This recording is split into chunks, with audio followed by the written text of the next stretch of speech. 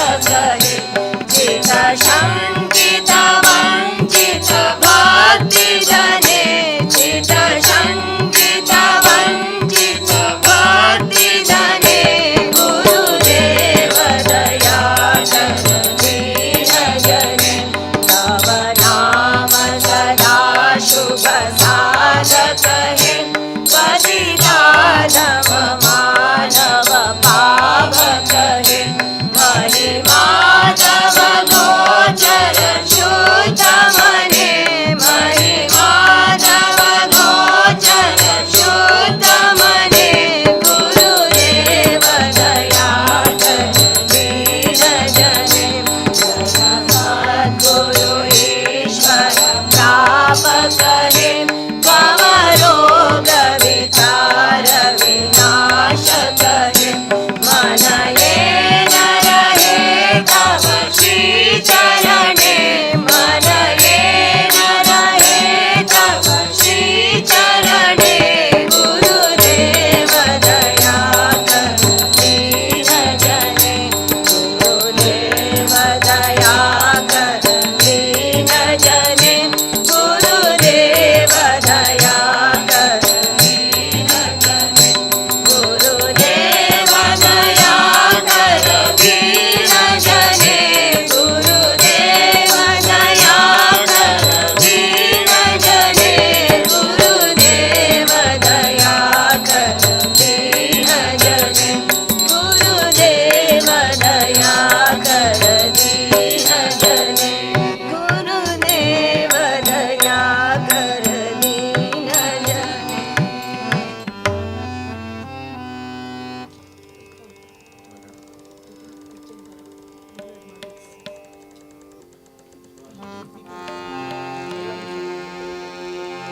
जने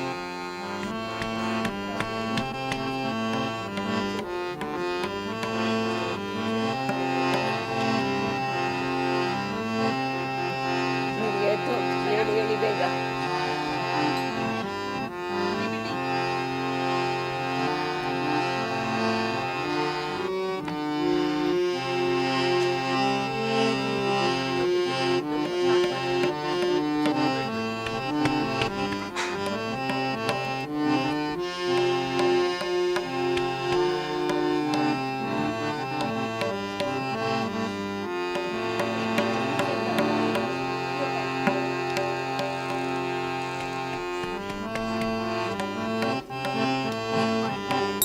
गणराज गजानन गावा गणराज गजानन गावा गणराज गजानन गावा गणराज गजानन गावा गणराज गजानन गावा गणराज गजानन गावा गणराज गजानन गावा गणराज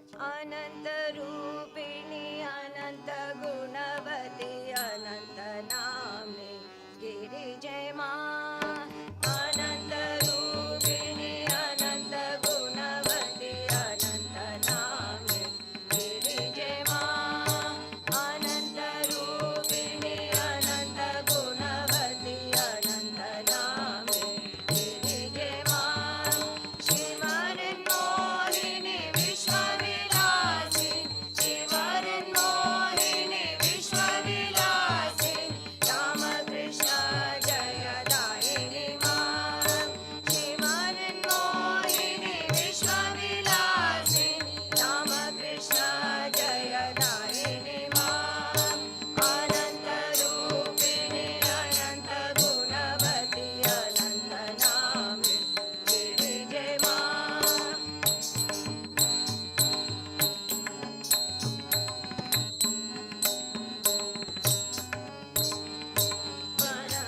जननि त्रिलोकपालिनि जगज्जननि त्रिलोकपालिनि विश्वसुवासिनि शुभगे मा जगज्जननि त्रिलोकपालिनि विश्वसुवासिनि शुभगे मा दुर्गतिनाशिनि सम्मतिदायिनि दुर्गतिनाशिनि सम्मतिदायिनि भोगमोक्ष सुखकारिणि मा दुर्गतिनाशिनि सम्मतिदायिनि भोगमोक्ष सुखकारिणि मा अनन्तरूपिणि अनन्तगुणवति अनन्तनाम्नि गिरिजय मा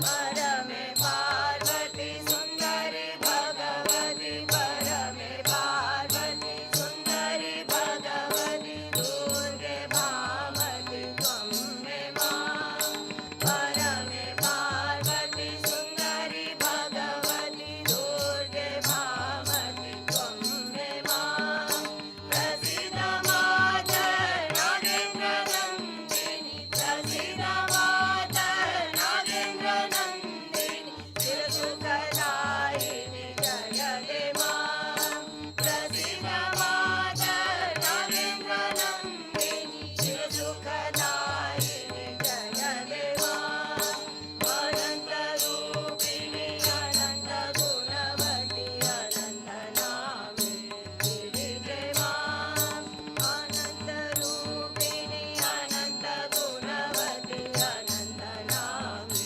गिरिजय मा शिवरन्मोहिनि विश्वविलासिनि शिवरन्मोहिनि विश्वविलासिनि रामकृष्ण जयदायिनि मा शिवरन्मोहिनि विश्वविलासिनि रामकृष्ण जयदायिनि मा अनन्तरूपिणि अनन्तगुणवति अनन्तनाम्नि गिरिजय मा अनन्तरूपिणि अनन्तगुणवति अनन्तनाम्नि गिरिजय मा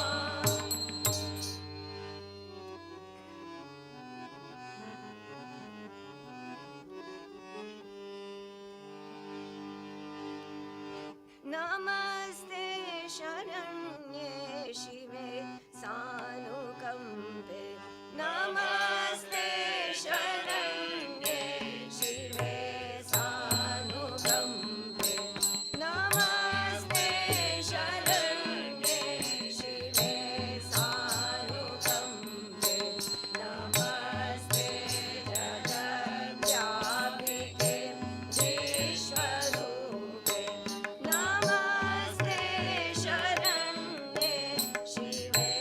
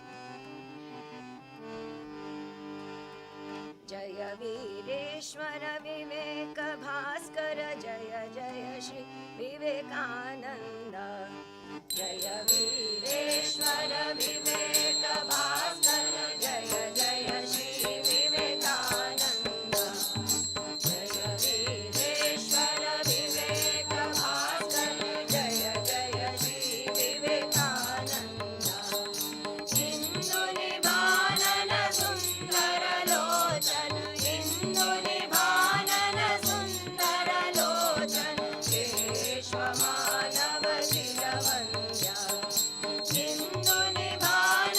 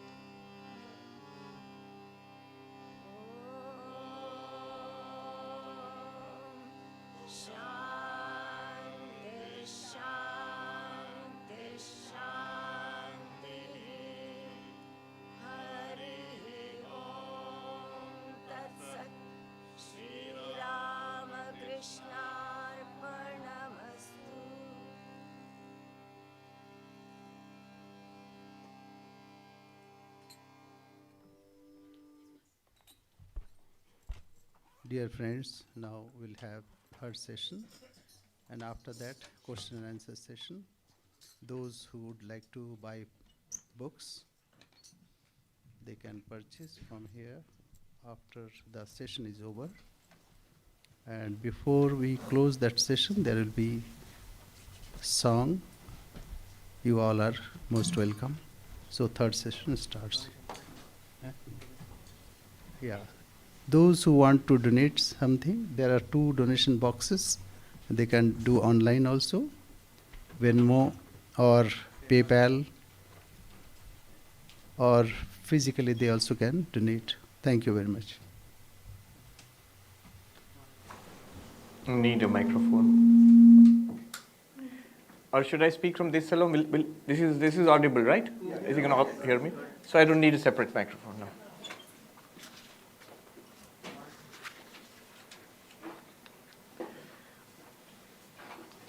That was really wonderful.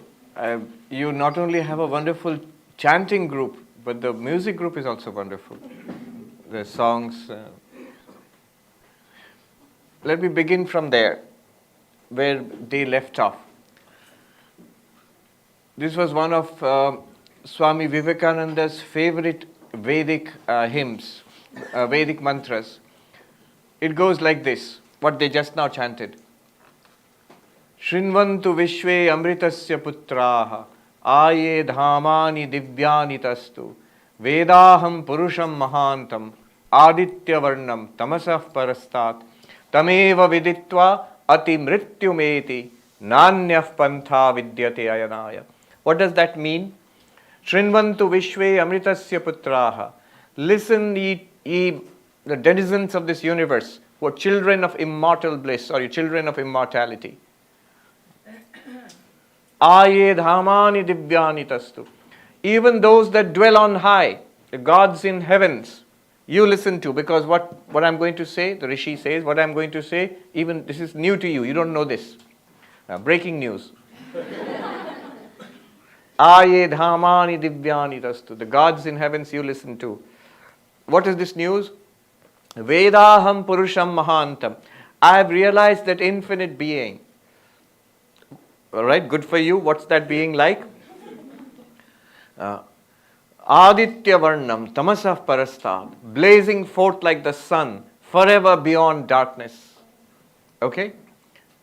And what good does that do? Tameva viditva ati mrityumeti. Realizing that one goes beyond death. That's good. Is there any other way of going beyond it, going beyond suffering, going beyond human limitations? There are so many fun ways of doing it other than being spiritual. Nanyah pantha vidyate ayanaya. There is no other path. There is no other path to that, going beyond death and suffering. You look at this diagram, it's exactly what we have been talking about. And they concluded by saying, Uttishtata jagrata, prapya varan nibodhata. Uttishtata means arise. Jagrata means awake. So, in the commentary, in the Mundakopanishad, Shankaracharya says, Uttishtata means, O mortal being, O human being, arise, awake from your long, beginningless sleep of ignorance. That sleep which has trapped you in this terrible, traumatic samsara, lifetime after lifetime, which you are struggling from even now. Awaken, he calls this a sleep. Awaken from this sleep, arise from this sleep. And then arise, and then what? Awaken. Awake to what? Shankaracharya says, awake to your real nature, which is this limitless existence consciousness bliss. How do I do that? How do I arise and awake? He says, go to those adorable ones and learn from them this truth. Prapya varan nibodhata. That means you sort of sign up for the retreats, Vedanta retreats. Shrinvantu vishve amritasya putraha aye dhamani divyani tastu. Listen, all ye children of immortal bliss. Look what he calls us. This is the one truth that we know about ourselves, that we are going to die. This is one truth that we know. Whether you are religious or non-religious, atheist or theist, whatever you are, this is one indisputable truth which we know, that we are going to die, and we don't care. I mean, we do care, but we don't want to think about it. We don't want to think about it. We deny it all the time. There's this book, The Denial of Death, Ernst Becker. He was a psychologist, a psychoanalyst, and he got the Pulitzer Prize for it. And then he died. He was on his deathbed, actually, when he got the Pulitzer Prize. The Denial of Death, there he says that this is the greatest fear of our lives, that we are going to die. And we often react by saying that, no, it's not my fear. I don't think about it. If it was fear, I would be afraid. I would always be thinking, I'm not afraid. I don't even think about it. The trained psychoanalyst that he is, his reaction would be, aha, that's the sign of the seriousness of the problem. You're repressing it all. That's what psychoanalysis does. Somebody asked a psychoanalyst that, what's your, I don't have a problem. What's your definition of normal? I don't have any problem. And the psychoanalyst said, then you have serious problems. When you say that you have no problem, that means you're suppressing it all. So it's always a problem. Nobody is normal. What's the biggest fear that we have? It's death, fear of death. Another psychoanalyst, R.D. Laing, he said that the three greatest fears that human beings we have is, number one, the biggest one of them is the fear of death. That's one. Number two is the fear of others. We're afraid of other people, including people who are beloved to us. Because those who are beloved to you have the potentiality of causing you maximum suffering. Say a person who's very close to you becomes sick. Imagine, you suffer more than you would suffer if you were sick. If someone very close to you becomes sick and you are helpless. So, people, we are afraid of people. And third, we are afraid of our own minds. What this one might think and do next, and what hell it might drag me into. So this fear of death. And here the Rishi in this mantra, the Rishi is saying, you are children of immortal bliss. He calls us immortal. Hitting directly at the source of our greatest fear. So no need to be afraid. You are immortal.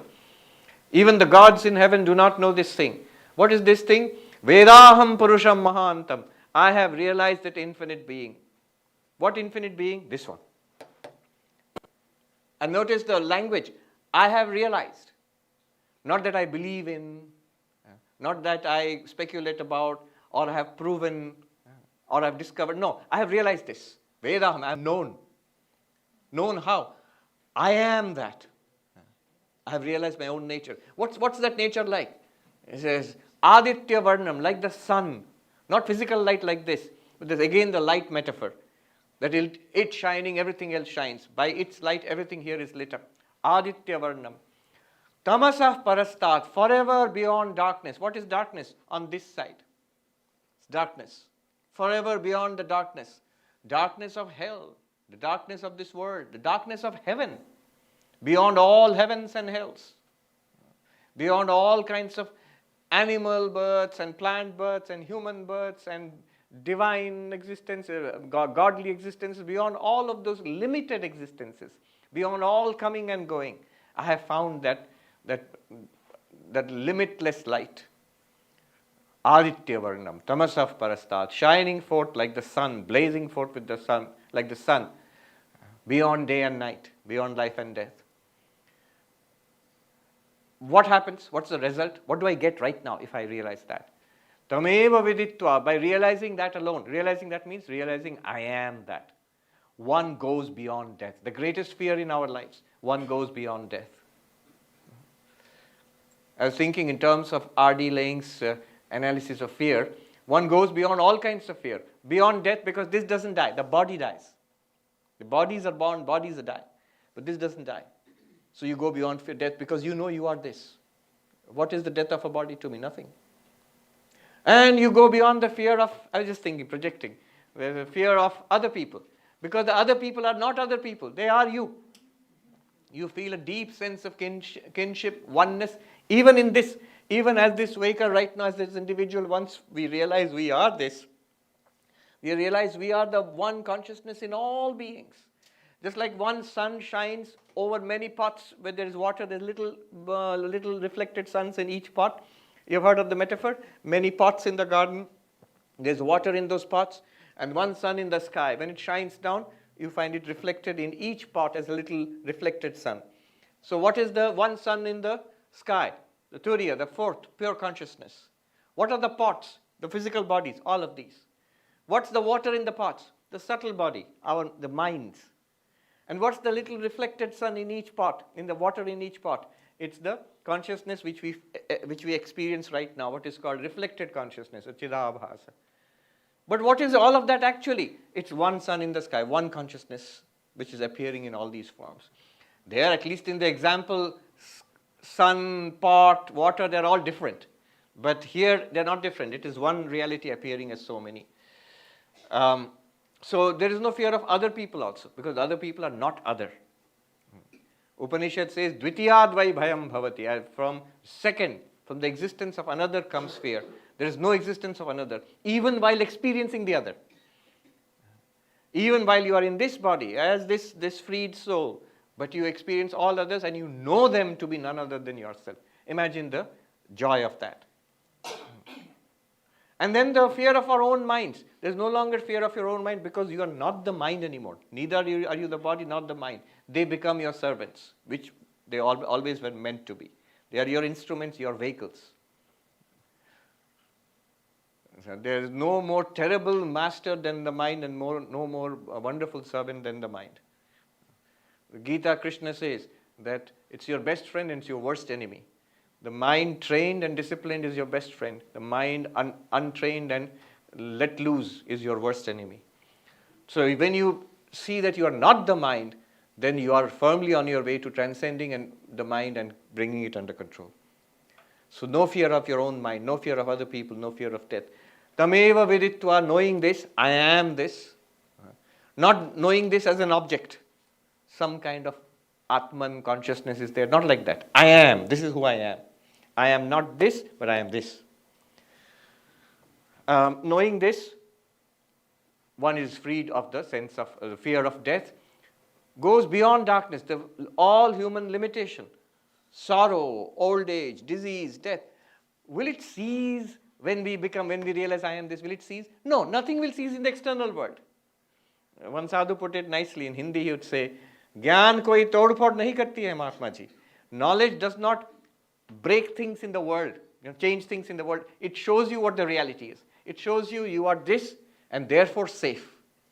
What was happening in the world, in the body and mind, what's happening in the movie will keep on playing even after you realize it's a movie.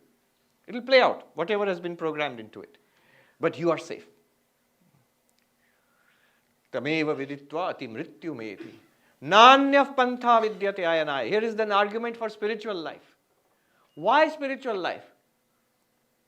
When there are so many easier ways, or seems to be easier ways. If you are sick, go to the hospital or the doctor. Insurance, of course, you need insurance. And if you are... funny story, I read this morning. Swami Madhavananda ji, who was the president of the order many, many years ago. So in his old age, as the president of the order, he had a brain tumor which couldn't be operated on in India.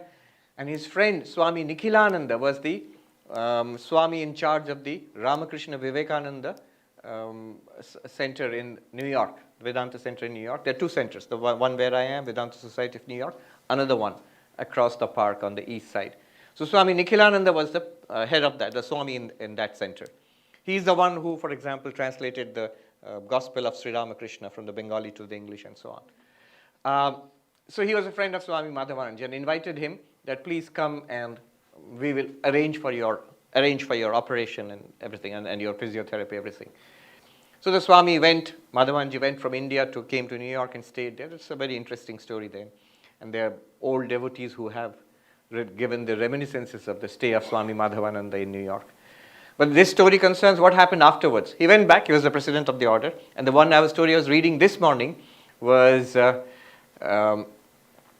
he fell down from his bed one morning, and then his attendant discovered him sitting at the foot of the bed and asked him, "Swami, what's wrong? Why are you sitting? You're sitting there and doing japa. Why are you sitting here?" He was a man of few words, very clear cut. He said, "I fell down, cannot get up, so I'm meditating." So they came and carefully lifted him and found that he had dislocated his collarbone. In that pain also sitting and meditating. He never called anybody. And he says, Swami, why didn't you call us? You would have come anyway. I'm meditating. And then they put a bandage and a sling around him. Then the Swami smiled and asked, why are you smiling? Tell Nikhilananda, he wanted to make me perfect. Look. So Swami Nikhilananda had said, come here, we will set you right. All the operations. And so the body can never be made perfect. You see? So is there some way you're sick, you go to the doctor. You're bored, you put on TV or nowadays Netflix. You want to change society, do politics. And so whatever. The point is, all these worldly ways are there to fulfill our desires, to solve our problems. Why spirituality? Why spirituality? Why not just make do with what we have here? That's what the atheist tells you. That's what the agnostic tells you. Well, the answer is given in an ancient text called the Sankhya Karika.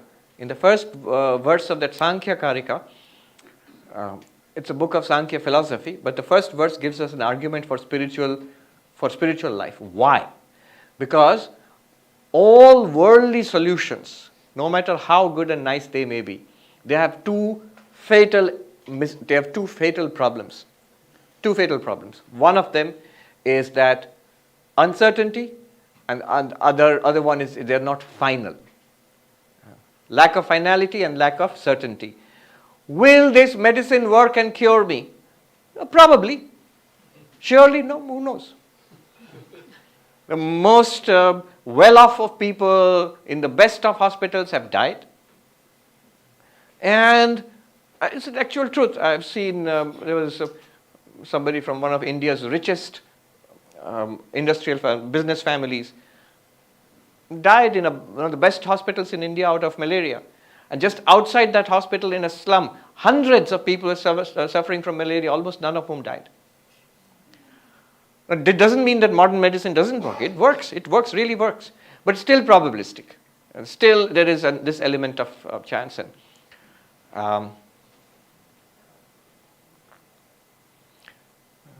I was just in my room, I was staying there. So many books are there. Asking Swami, whom do those books belong to? I said, those books belong to the Swamis past, those who were here earlier. So I was seeing these books. Perfect Health. The owner is dead.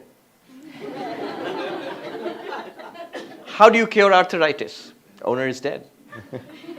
So did these things work? Maybe for a certain time, but ultimately no. The second big problem is none of them are final answers to our problems.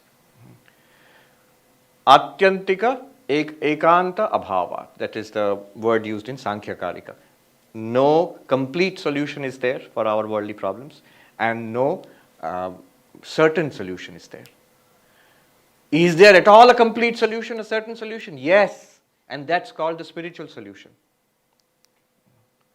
The name for that is moksha, nirvana, salvation. Every spiritual tradition in every religion says that is the core of religion.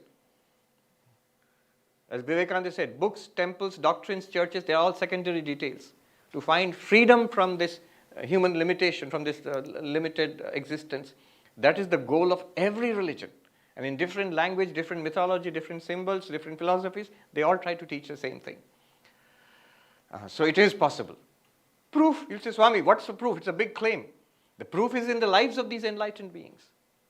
When we look at the lives of these enlightened beings, one thing is common among all of them, across every religion, not just the followers of Vedanta. They see that they have found something which takes them beyond sorrow. They claim that. One thing common to all of them is they stop complaining. You notice? There's not a single saint who ever complained. No grumbling in their lives. And many of them had very difficult lives. Some of them were put up on a cross and crucified. Some died of old age and pain and disease, Buddha and old age. So in many ways, none of them ever complained. They're perfectly all right with whatever the world could throw at them.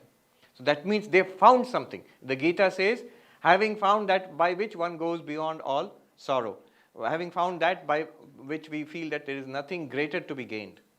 And being centered in which the greatest of sorrows cannot shake us. So that is the goal. Nanyah pantha vidyate ayana. But there is no other path, no worldly path.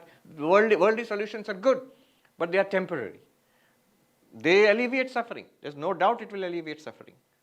You have pain, you take medicine, it will alleviate suffering. You're bored, you watch TV, for a time being it will alleviate suffering. But this is not a deep solution to our problems. A deep solution is always a spiritual solution to all problems. And it's not that they are incompatible.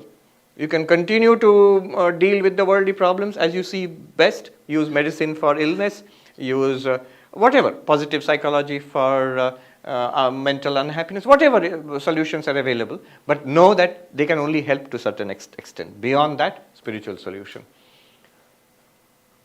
Somebody called me from Hollywood last year. Swami, would you like to be on TV with William Shatner? I said yes. Because when we grew up in India, there are only two American television shows which we could see on Indian TV. One was Star Trek, the original series. William Shatner was Captain Kirk. And the other, in case you're wondering, was I Love Lucy. So I said, of course I want to be on TV with Captain Kirk. Which Indian kid of my generation wouldn't? But alas, I never got to see him. But anyway, so the program, I was on that program actually. It's on History Channel. It's a program called The Unexplained. So William Shatner is the host for that. One of the episodes in the second season was The Secrets of Immortality or something like that. Secrets of the Yogis or Secrets of Immortality. What they were interested in was very much what we are discussing. How can you not die? How can you become immortal?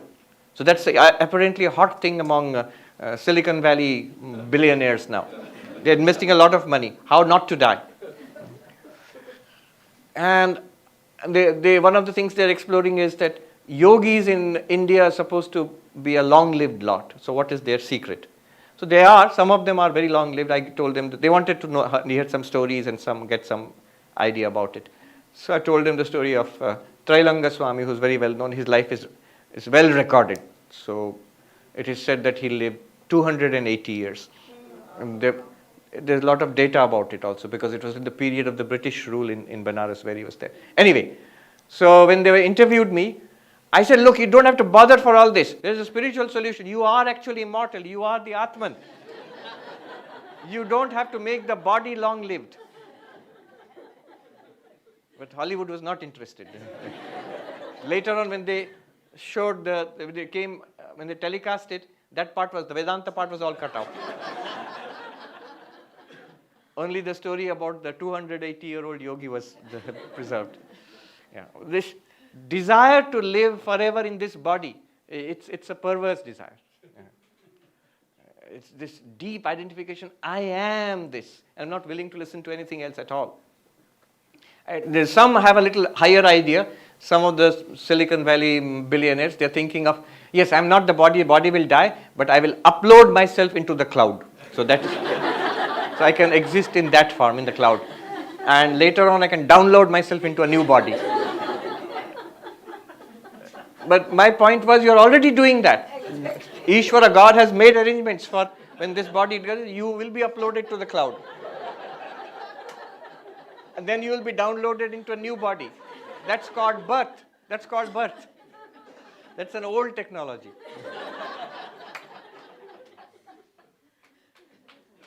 Okay, now, in the second verse, Pratar bhajami manasa vachasam agamyam vacho vibhanti nikhila yad anugrahena yan neti vachasa nigama avocham tam deva devam ajamachyutam ahuragriyam. So we have done the first two lines and the third line also. Why the Atman is beyond, this one is beyond language, and what we can do, what Vedanta does to circumvent that limitation. Couple of more points, then we'll go on to the third and last verse. Here there is a term used, Deva Devam, God of gods. So this Atman, it's the fourth one. This is called the God of gods. One meaning of the God of gods is when God is worshipped in many different forms. In Hinduism, you have a whole spectrum of different forms. And there is Shiva, Vishnu, Kali, Durga, in many, many forms, in many, many conceptions, many names. And the reality of them, the God of gods of all of them is Satchidanand, the existence, consciousness, bliss, Brahman. So in that sense, but there's a deeper meaning and more pertinent to us. What is that meaning? The term Deva in Sanskrit, it comes from the root div, to shine. Deva means God. Usually it refers to God with small g. So there are many of these Vedic gods. Indra, who's supposed to be the king of the gods. Vayu, the god of wind. Agni, the god of fire, and so on and so forth. So these gods, they're gods with small g. They are not really God in the sense we worship God, not in that sense. They are very evolved divine beings, and anyone can become those. They are like posts. You can, with your good karma, you can go to those levels and stay for some time, but none of them are spiritually very evolved, and so they come back again. So that's the idea of the gods in the Vedas. Now there is a deeper meaning, symbolic. These are symbolic of something else. They stand for the various forces of nature which are out there. So Indra, for example, is famously the god of rain and thunder and wields the thunderbolt. The Surya is the god of the sun, and so on and so forth. And in our own case, in each of us, those are the gods which control the various powers we have. The power of seeing, hearing, smelling, tasting, touching, the 5 sense organs. And the motor organs, the power of walking, grasping, speech, speaking, and so on. So all these powers, behind each power, there's supposed to be a Deva, a shining being. Now, behind this multitude of Devas, behind all these shining beings is one shining light. You know what? This. So this is Deva Devam, the light of lights, the one shining being behind all other shining beings. What are the shining beings? The powers which control our sense organs and our motor organs. Behind it all is what? One consciousness. So Deva Devam here means this, you, the real you. The Keno Upanishad, a very short and very beautiful Upanishad, it starts with this question. Kene shitam patatim mana, kene shitam, what is kene shitam? Patati mana, kene shitam patati preshitam mana, kene shitam vacham imam vadanti, kene shitam chakshu shrot, kaudeva yunakti, chakshu shrotram kaudeva yunakti. Impelled by what does the mind think? We have the experience of thinking. Illumined by what do we have the experience of seeing, hearing, smelling, tasting, touching, of speaking? And the answer is given in the next mantra. Shrotrasya shrotram manaso mano yat vachoha vacha sau pranasya pranaha chakshushas chakshur atimuchya dhira pretyasmad lokad amrita bhavanti. You're asking, what is that one thing which enables us to see, hear, smell, taste, touch, think, imagine, speak? What is that one light behind all of them? And the answer is, of course, this. But the way the answer is given in the Upanishad is that one which you're asking about. You want to know how the ears hear and the eyes see? Yes, yes. The ears hear because of the ear of the ear. And the eyes see because of the eye of the eye. The mind thinks because of the mind of the mind. And the speech speaks, we say, wait, let me guess, because of the speech of the speech? Yes. What is meant by that? The answer is that there is something, one thing, behind all these experiences of seeing, hearing, of thinking, speaking. Behind all these experiences is one reality which is different from all these experiences. It is not seeing, hearing, smelling, tasting, touching, and yet it enables all these experiences. One good example is, so if I ask, what is it that makes the light shine, that makes the microphone amplify sound? What is it that makes the camera record pictures? What is it that makes the screen show pictures. What is it? But suppose I don't know what is electricity. Then you will say, it is the light of the light, the microphone of the microphone, the camera of the camera. What do you mean by that? You mean that there is one force, one power here. They are not different things. There is only one power behind all of these devices, which is different from these devices, which comes into these devices, pervades them, and makes them do what they were designed to do. Let me repeat that. Behind all these devices, the microphone, the camera, the light, the fan, the screen, the computer, behind all these diverse devices doing diverse things, there is one power, which is different from them all. It's one, it's different from them all. It enters into these ones and pervades them, and then enables them to do what they were designed to do. Similarly, there is one, Upanishad says, there is one reality different from all our devices of seeing, hearing, smelling, tasting, touching, talking, walking, all of this. Different from it all. And it's one. It's not different. It's not separate for each instrument. There's one reality, different from all these instruments, which enters into or pervades these or illuminates these and enables each one to do what it was supposed to do. And once this is present, the eyes will give you the experience, the first person experience of vision, seeing. The ears will give you the experience of hearing. The mind will give you the experience of thinking, remembering, desiring, pleasure, pain, all of that. Walking, talking, all of them become possible as first person experiences when they are illumined by consciousness. So that consciousness is Deva Devam, the God of gods, the one shining light which shines through all shining things. Why I am saying that it is one and different from all of them? So these are simple points which I am just telling before you, and each of them is hotly contested. Hotly contested. I was listening to this debate between a very talented Harvard mathematician, Marvin Minsky. Is passed now. Some of you may have heard of him. He's very influential. So in one of these debates long ago, talking about consciousness, he says, oh, there is no problem of consciousness. There is a problem of vision, there is a problem of hearing, a problem of thinking or feeling, and there is a basket of problems and we don't know what they are. We throw them into one basket and call it problem of consciousness. They are all different systems, and when we understand them, we will see that there is no problem of consciousness at all. We will be able to understand everything. Completely wrong. The Upanishad says just the opposite. There is one entity behind all of these functions. They are not separate. See, physiologically they are separate organs. Their mechanisms are separate. But to give first person conscious experience, you need one thing which is behind all of them, which is consciousness. What is the, notice, there is one thing common to seeing, hearing, smelling, tasting, touching. There is one thing common. What's that common thing? Consciousness, it feels like something. It feels like a first person experience. How it feels is different. How it feels to see is different from how it feels to hear. But they are both first person experiences for us.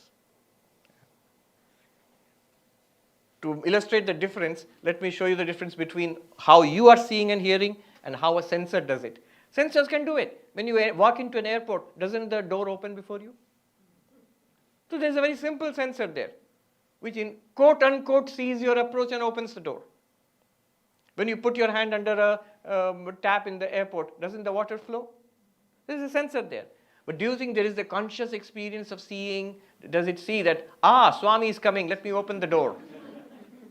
No, there's nothing like that. It's an entirely objective mechanical process which any engineer can explain in detail to you, how it is working.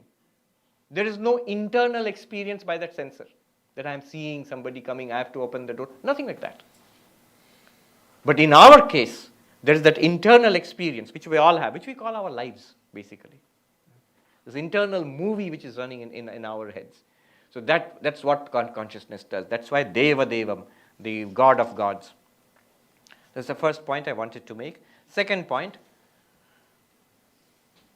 Ajam, unborn. This is not born. Body is born and dies. thoughts are born and they cease, but consciousness is not born, does not die. Achyutam, its nature does not change. The nature of the waking, dreaming, and deep sleep continuously changes from one thing to another. From birth to childhood to old age, youth to middle age to old age. Body changes its nature. Mind changes its nature. Waking, dreaming, and deep sleep are changes. However, consciousness does not change its nature. Achyutam does not shift from its nature.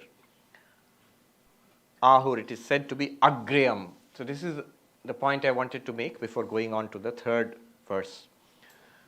Agriyam means, literally it means first. So the philosophical meaning of this is the cause of this entire magical display. Cause means, so just like seed is the cause of the tree, like that. So this Atman, consciousness is the cause of all of this. So this is called Agriyam, the first. And from this proceeds everything else. However, one thing you have to be careful here, this is not really cause. Just as the rope is not the cause of the snake. Why not? Because there was no snake.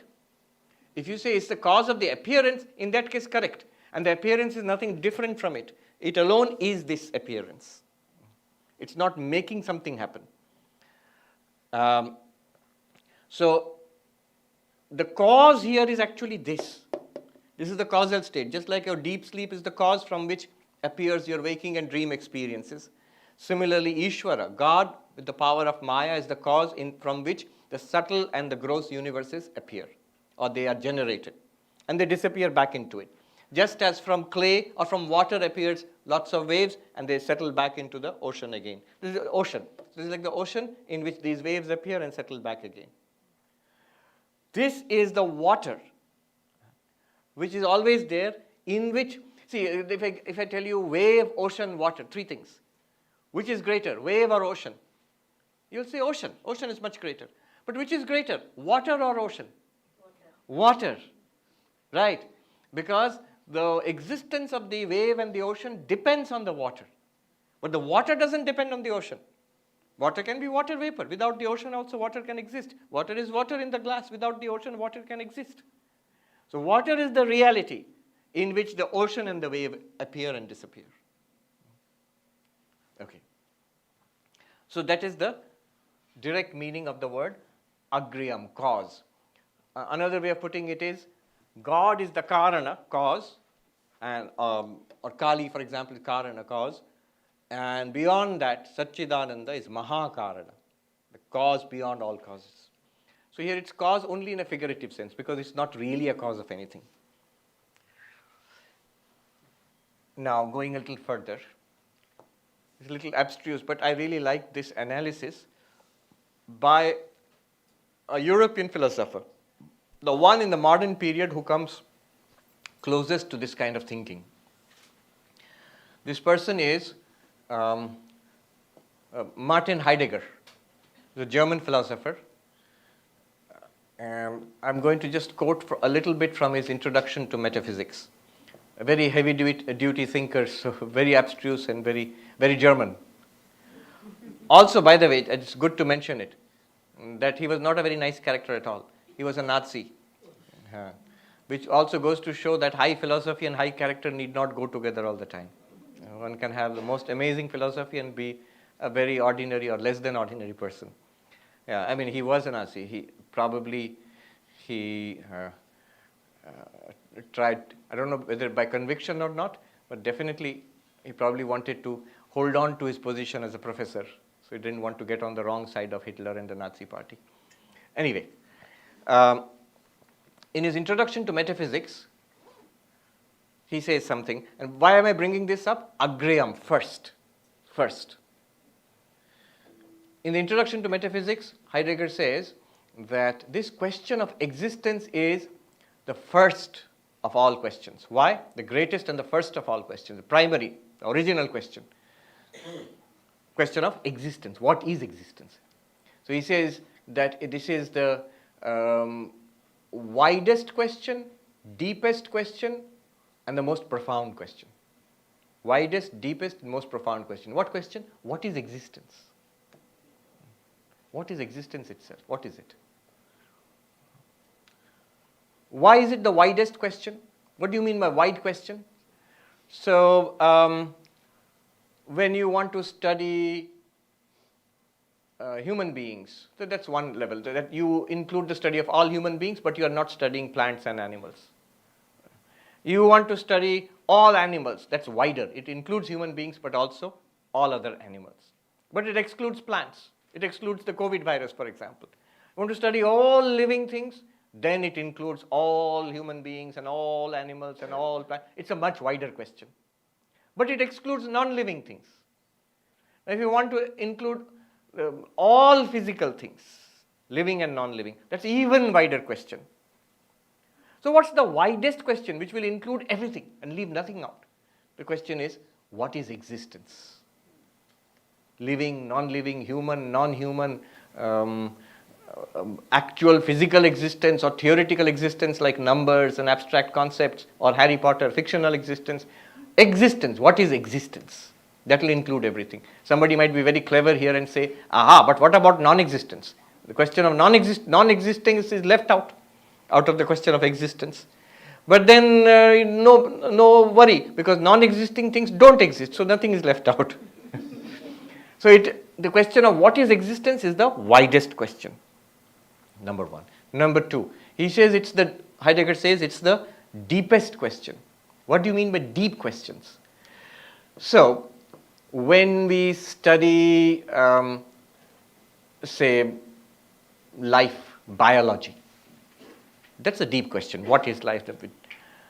But chemistry will say that chemistry is even deeper, because all of living things, they are all made of chemical substances. And so when you study chemistry, you're studying biology at a more deeper level, because all these living bodies are nothing other than elements. We're studying their chemistry, basically. Chemistry is a deeper question. But then if you go further, physics. Physics will say, but what are those chemicals? We study the very basic constituents of matter itself. We study the atoms and the subatomic particles and the quarks, and now you're even talking about superstrings and so on and so forth. So deeper and deeper. And the deepest question is existence itself. Even deeper than physics, existence itself. And the final thing he says is that the question of what is existence is not only the widest question, deepest question, but also most profound question. This is a little subtle. He says profound questions are those which are also self-reflective, which ask about something and ask about themselves also. So when the scientist is asking what is a COVID virus, he's interested in COVID virus, he's not interested in himself. He's interested in the COVID virus. But when you ask some question like what is existence, you're not only talking about all existing things, but the question itself is also an existing thing. It's a question about itself also. Do you see that? It's self-reflective. When you say what is existence, I'm asking about everything. But that question, what is existence, is also a kind of existence. It's a question. So you're asking about itself also. Self-reflective. Therefore, it's the most profound of questions. Anyway, this is just an aside topic, where I'm commenting on the word agrayam. How is it the first? Mundaka Upanishad says Brahma Vidya, the science of Brahman, the realization of that I am Brahman. Sarva Vidya Pratishtham is the ground of all knowledge, is the first among all sciences. Here it says agrayam, the first. Yeah. Now let us go on to the third and last verse. Pratarnamami tamasah param arkavarnam purnam sanatana padam purushottamakyam yasminnidam jagadashesha shesha murtau rajvam bhujangam iva pratibhasitam vai. At dawn I bow down to that which is tamasah param arkavarnam. So this is why I started with what they were singing. That which is beyond darkness, radiant like the sun. What were they singing? Shrinvantu Vishve Amritasya Putraha. Listen, all ye children of immortal bliss, even the gods who live high in the heavens. Vedaham Purusham Mahantam. I have realized that infinite being. What's it like? Blazing forth like the sun, forever beyond darkness. Look what it says here. Tamasah Paramarkavarnam. Like the shining like the sun, forever beyond darkness. The darkness of deep sleep, the darkness of dream, and even the deep darkness of deep sleep was not enough to obscure that light that I am. Because I revealed that darkness. So the light metaphor fails here. So one of the Advaita masters pointed out. What does light do? It illumines. What does light do to darkness? Does it illumine darkness? No, it destroys darkness. So where there's darkness, if you put on a light, darkness is gone. And that joke about the man who told his servant in the country house that it's evening, please take this lantern and go, and wherever there's darkness, put it there, put the light there. And the man went around and came back and said, "Sir, I did not find darkness anywhere. Wherever I went, there was no darkness." So what happened? Light destroys darkness. And so that's physical light. But consciousness, it reveals darkness also. And this is just an interesting thing that when you come into a dark room, it's not that the darkness goes away just because you have come in. You're so lit up. No. When you come into the dark room, you see the darkness. Oh, we need light here. So consciousness is that light which reveals even darkness. Anyway, forever beyond darkness. What darkness is actually meant here? Darkness of death, of fear, of sorrow. Forever beyond darkness is that light which you are. I salute that in the morning. You're saluting your own real nature. What is it? Purnam. He says, which is the plenum. That is, it is all. It is Purnam, it is complete, it is all. The residueless form is Ashesha Murti, all right, out of which the entire universe, in which the entire universe appears like the snake in the rope. So this entire universe is appearing in that one consciousness which you are. And I in the morning, I bow down to that, I salute that consciousness, I bow down to that consciousness. It works very nicely for a morning prayer because Arka Varnam, like what happens in the morning? The sun rises, right? So like the sun, what happens in the morning? Tamasa Param, transcending darkness. So darkness is gone and the sun rises, right? What is it? Purnam. Purnam means complete. It's a beautiful word which describes the ultimate reality in Hinduism very well. Purnam. One way I introduce Hinduism, sometimes I'm asked to talk to classes of students, young people who don't have much idea about Hinduism.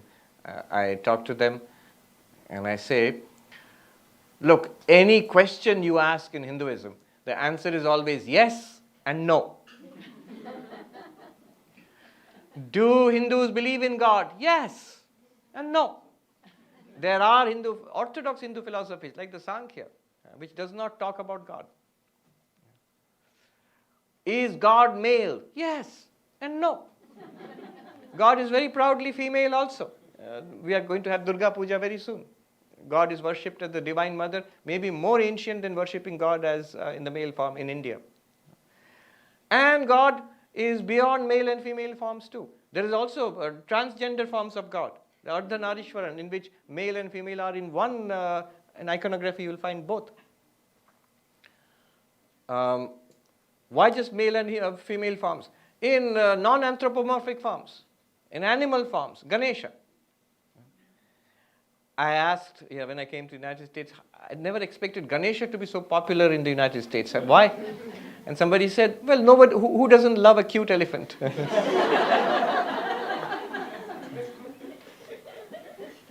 So, and is God without form? Yes, certainly. With form? Yes, of course, with form. Which form? All forms. And all of that is meant very seriously in Hinduism. That's why it's called Purnam. Purnam, the complete, the idea of the divine as the all, as the all. So is this all of it God? Nothing beyond? Oh, beyond also. Transcending all of this. What is the Purnam? All of that. What is all of that? That is Brahman. What is the waker in the waking world? Brahman. What is the dreamer in the dream world? Deep sleep and the deep sleep state? Brahman. This one only, appearing in all these ways. And beyond all this also, this is there. If your God is only male and cannot be female, it is not Purnam. Your idea of God is not Purnam, not complete. I asked, I think it was a rabbi, why in the Judeo-Christian religion, Islamic religion also, you cannot think of God as female? And the answer he gave, he was half joking, but it's a serious problem here. He said, well, if you think of God as a woman, the divine voice is a high-pitched, squeaky voice coming from heaven. He was joking, but I think he was only half joking. We from coming from an Indian background, I don't think it's a very big problem to overcome. One can easily think of God as a woman, but I've come to appreciate the power of deeply ingrained ideas. Even when the intellect understands that yes, actually God is beyond gender. Every religion understands that. It's just a way of teaching that God is spoken of in the male form, because that's the kind of categories we think in. But God is beyond those categories. True, everybody understands that.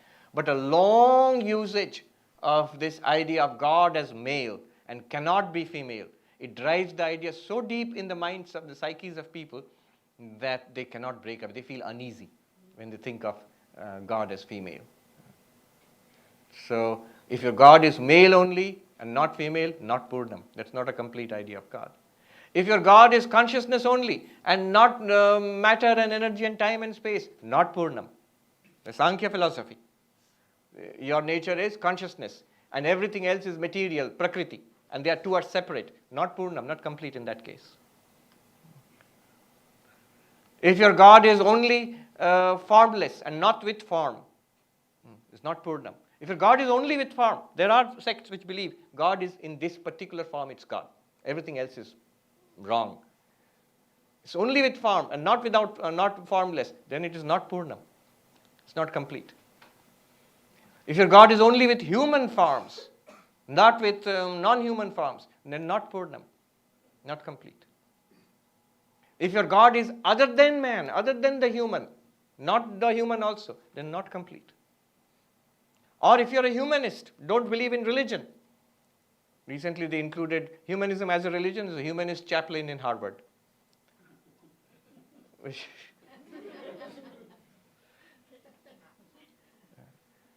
is strange. I mean, that's a philosophy approach which is basically denying the truth of all religions. And that is included as a religion. And anyway, the humanist chaplain, and it says that no God, human being is important. That's the age we are living in, the age of humanism. Not Purnam. It's not the divine and only the human. Then not Purnam. And the result of which we are facing today.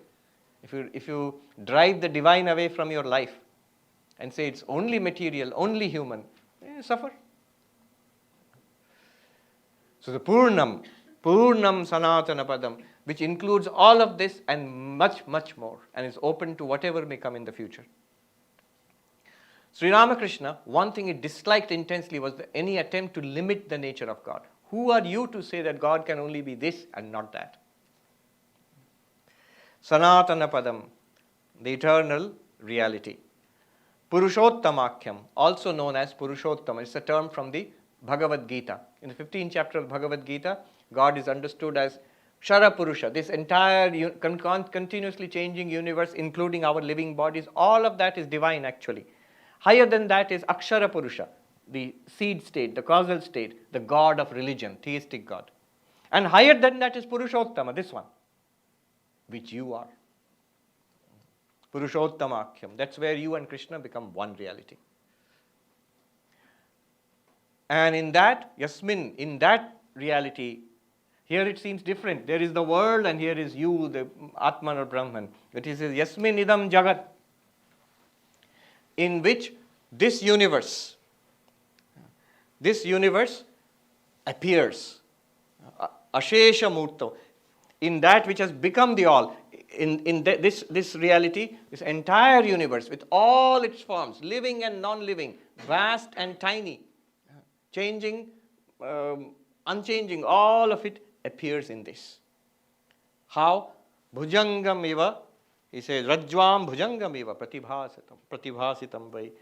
Verily, like the snake appearing in the rope, we are back to that example.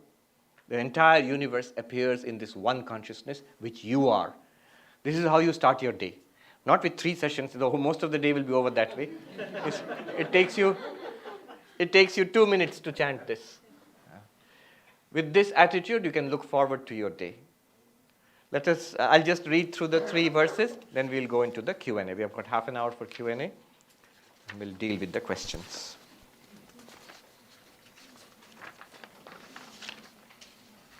Pratasmarami hridhi sangsphurad atmatattvam satchit sukham paramahamsa gatim turiyam yat swapna jagara sushuptim avaiti nityam tad brahma nishkalamaham nacha bhuta sangha pratar bhajami manasa vachasamagambhyam vacho vibhanti nikhila yadanugrahena yanneti neti vachanai nigamavocham tam deva deva majamachyutamahuragryam pratarnamami tamasah paramarkavarnam purnam sanatanapadam purushottamakyam yasminnidam jagadashesha sheshamurto rajvam bhujangam iva pratibhasitam vai.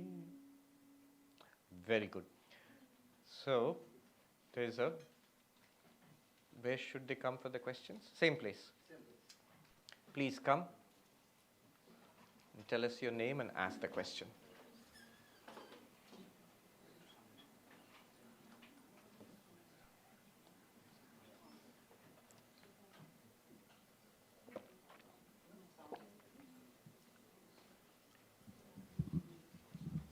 All right, we'll cap it at that.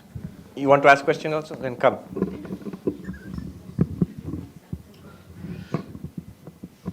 Please ask the question and I'll answer it.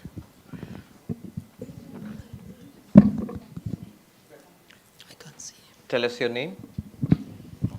Pranam Swamiji, my name is Anand. The project of Vedanta you have mentioned before is about addressing this issue of, atyantika dukkha nivritti and paramartha sukha prapti. So while the framework that you laid out, right, and thinking about it the way, I'm not able to make that leap between how does the realization that I'm not the body and not the mind, the realization doesn't even help me when I have a toothache. How is it that I make the connection to atyantika dukkha nivritti and paramartha sukha prapti? That's a very good question. Let me just deal with it. So you understand the question. All right, suppose all of this is true, and even if I understand it and I really feel it to be true, how did it help me in the goal? The goal was transcending suffering, atyantika dukkha nivritti, which means complete cessation of suffering, and attainment of fulfillment, paramananda prapti. How does it make me fulfilled and how does it help me to transcend suffering? So the answer is this. Will it cure my toothache? It won't. And yet it will. How? See, this question, what can spirituality do for me? This thing and any kind of spirituality, what can it do for me?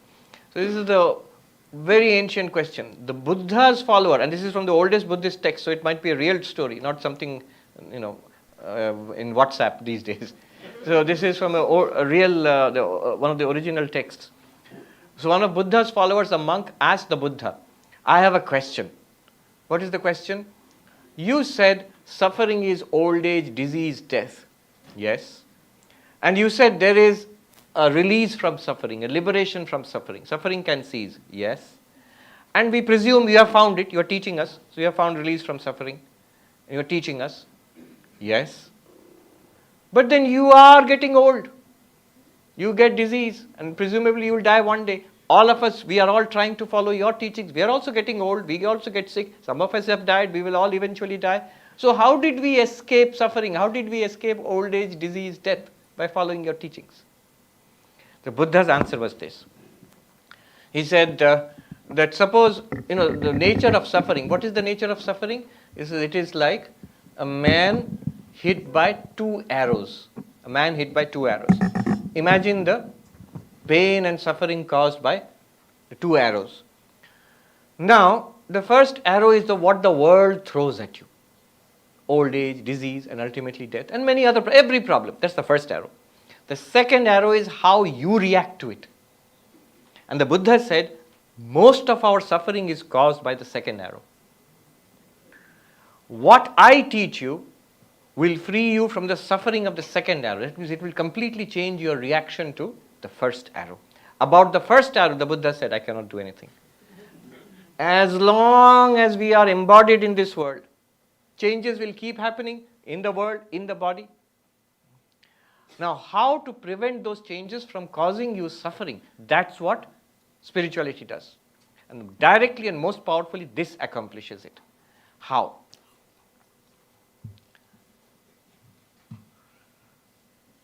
That, notice, if we grasp this, then I realize I am this consciousness which is not born, which does not die. That does not prevent the body from getting old and diseased and dying. Death is still inevitable. Vivekananda said, saints die and sinners die, the rich die and paupers die, emperors die and slaves die. All will die. But how are you safe from it? You are that consciousness which does not die. When you realize this, as long as we do not realize it, death of the body is my death. This frees you from the fear of death. That's how it changes your reaction to the inevitable physical death. But it changes your reaction completely. That's how it takes away the suffering of the second arrow. Another suffering is, I feel incomplete. There are so many desires that I want to fulfill. Then only I'll be happy. Without fulfilling my desires, I will not be happy. But Vedanta tells you, what are you looking for when you try to fulfill those desires? Is it that you're really looking for money or a husband or a child or a Wall Street job or Facebook likes or parking? Are you really looking for those things? Or are you looking for the fulfillment that comes from those things? Are you looking for the happiness that comes from those things? We're always looking for the happiness. I want to be fulfilled. I feel unfulfilled. If I were feeling completely fulfilled, whether I get those things or not, they would really not matter much. But they really matter a lot to me because I feel somehow if I get those things which some other people have, I'll be great, I'll be fine. You won't be. Nobody has ever been fulfilled by doing those things in the entire history of humanity. Right now also, all the multi-billionaires, the Nobel Prize winners, the Oscar Award winners, how many of them are completely fulfilled? You might say, Swami, that's a trick question. Nobody can be completely fulfilled. No, they can be.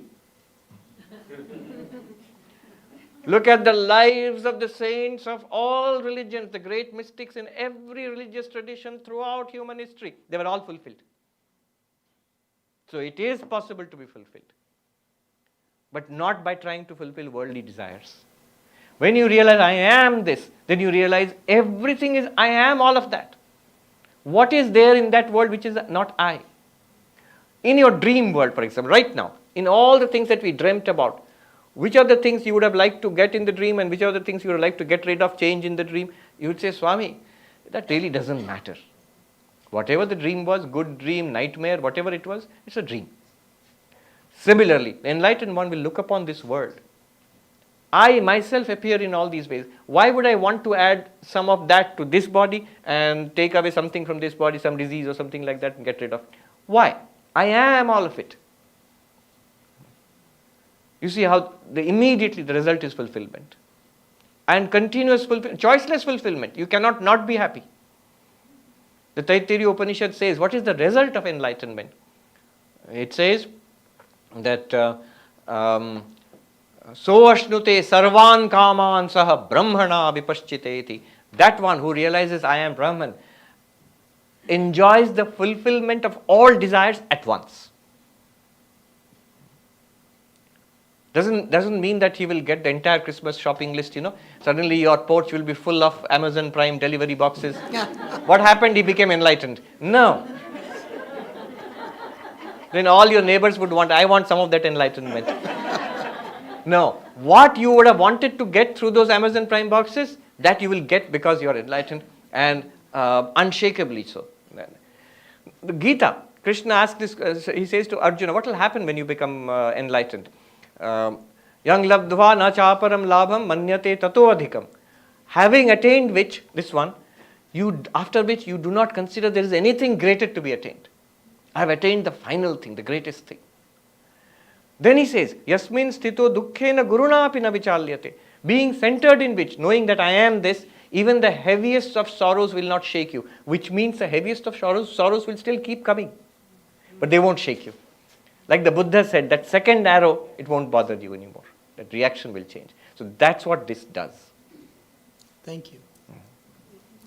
Pranam Swamiji, my name Yes. is Naveen. My question is regarding the Avasthatraya and Yes. connecting it to the definition of Brahman as Sat Chit Ananda. From this analysis, it is very clear that I exist in all the states. From this analysis, it is clear that I'm aware of all the states. So these look like very obvious from this analysis. But Ananda is not clear in the sense that I may feel happy, I may feel unhappy, but it looks like not a default condition. It can happen only after the self-realization. Why so? Why is it not a default condition? Whereas Sat and Chit are default. Yes. Notice, Sat, his question is, Sat and Chit are default because default means it's obvious that I exist. It's obvious that I am aware. But it's not obvious that I am happy. I'm sometimes happy, I'm sometimes not happy. Notice, Sat and Chit are also not default conditions. Existence, I may not exist, I may die. There was a time when I did not exist. So my existence is a limited existence, not this unlimited, immortal existence which the Sat, what it means. My awareness also seems to be a limited awareness. I am awake and alert now, and I fall asleep and dream. If I take a cup of coffee, I'll feel more alert. So more alert, less alert. And my awareness seems to be limited. I am aware in this little body, and all those are separate from me. So all of this shows that my awareness, Chit, is also limited awareness. Similarly, my dukkha, my sukha is also limited. It comes and goes. It can be overwhelmed by sorrow. So the existence, awareness, and happiness which we feel now, we feel it. It's default, but it's very limited. It comes and goes. It flickers. Whereas this one shows you this existence, awareness, and bliss are limitless. This analysis will show you that. Then the next one. Thank you. From the framework on the board, from top. Oh, one more thing. Even the sukha now is actually there. It's not obvious. There's a book called Advaita Makaranda. I did a retreat on this at Phoenix a few weeks ago. Lakshmidhara Kavi. So there, it's a minor work, not so well known, but now it has become a little popular. Multiple translations have been released. Our own Swami Atmarupanandaji, who's the Swami in charge of a center near Paris, he has translated. It's available from Advaita Ashram. The first verse, Aham asmi, I am, sada bhami, always I shine. Kadachit naham apriyaha, I am never not dear to myself. Brahmahivam ato asmi, Satchidananda Lakshanam. Therefore I am Brahman, because Brahman is supposed to be Sat, I am, Chit, I am aware, and Ananda, I am bliss. I am never not dear to myself. It is a hidden thing that my own existence is a source of happiness for me.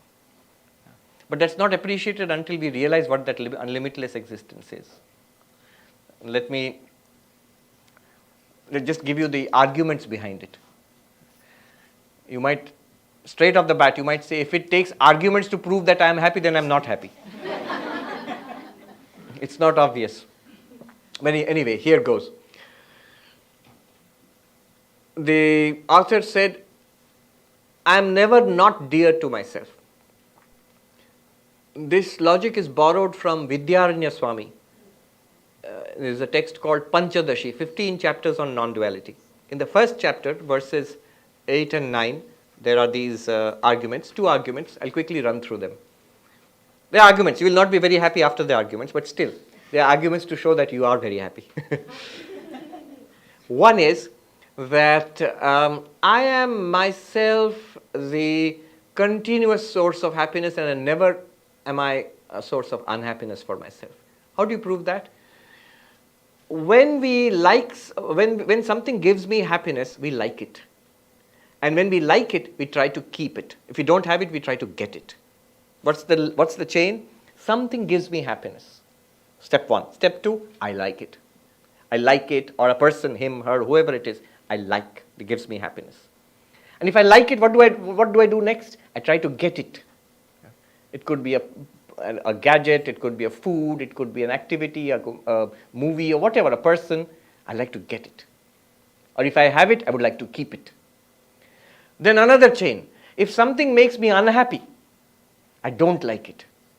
And if I have it, I try to get rid of it. If I don't have it, I try to prevent it from coming into my life. Could be a disease, could be a troublesome neighbor, or whatever it is. Whatever it is. Now, something that I liked gave me happiness. Now it doesn't give me happiness anymore. It gives me unhappiness. What will happen? I'll dislike it. And if I dislike it, what will I do? I'll try to get rid of it. So if there is something that I wish to keep all the time, it means I like it all the time. If I like it all the time, it means it gives me happiness all the time.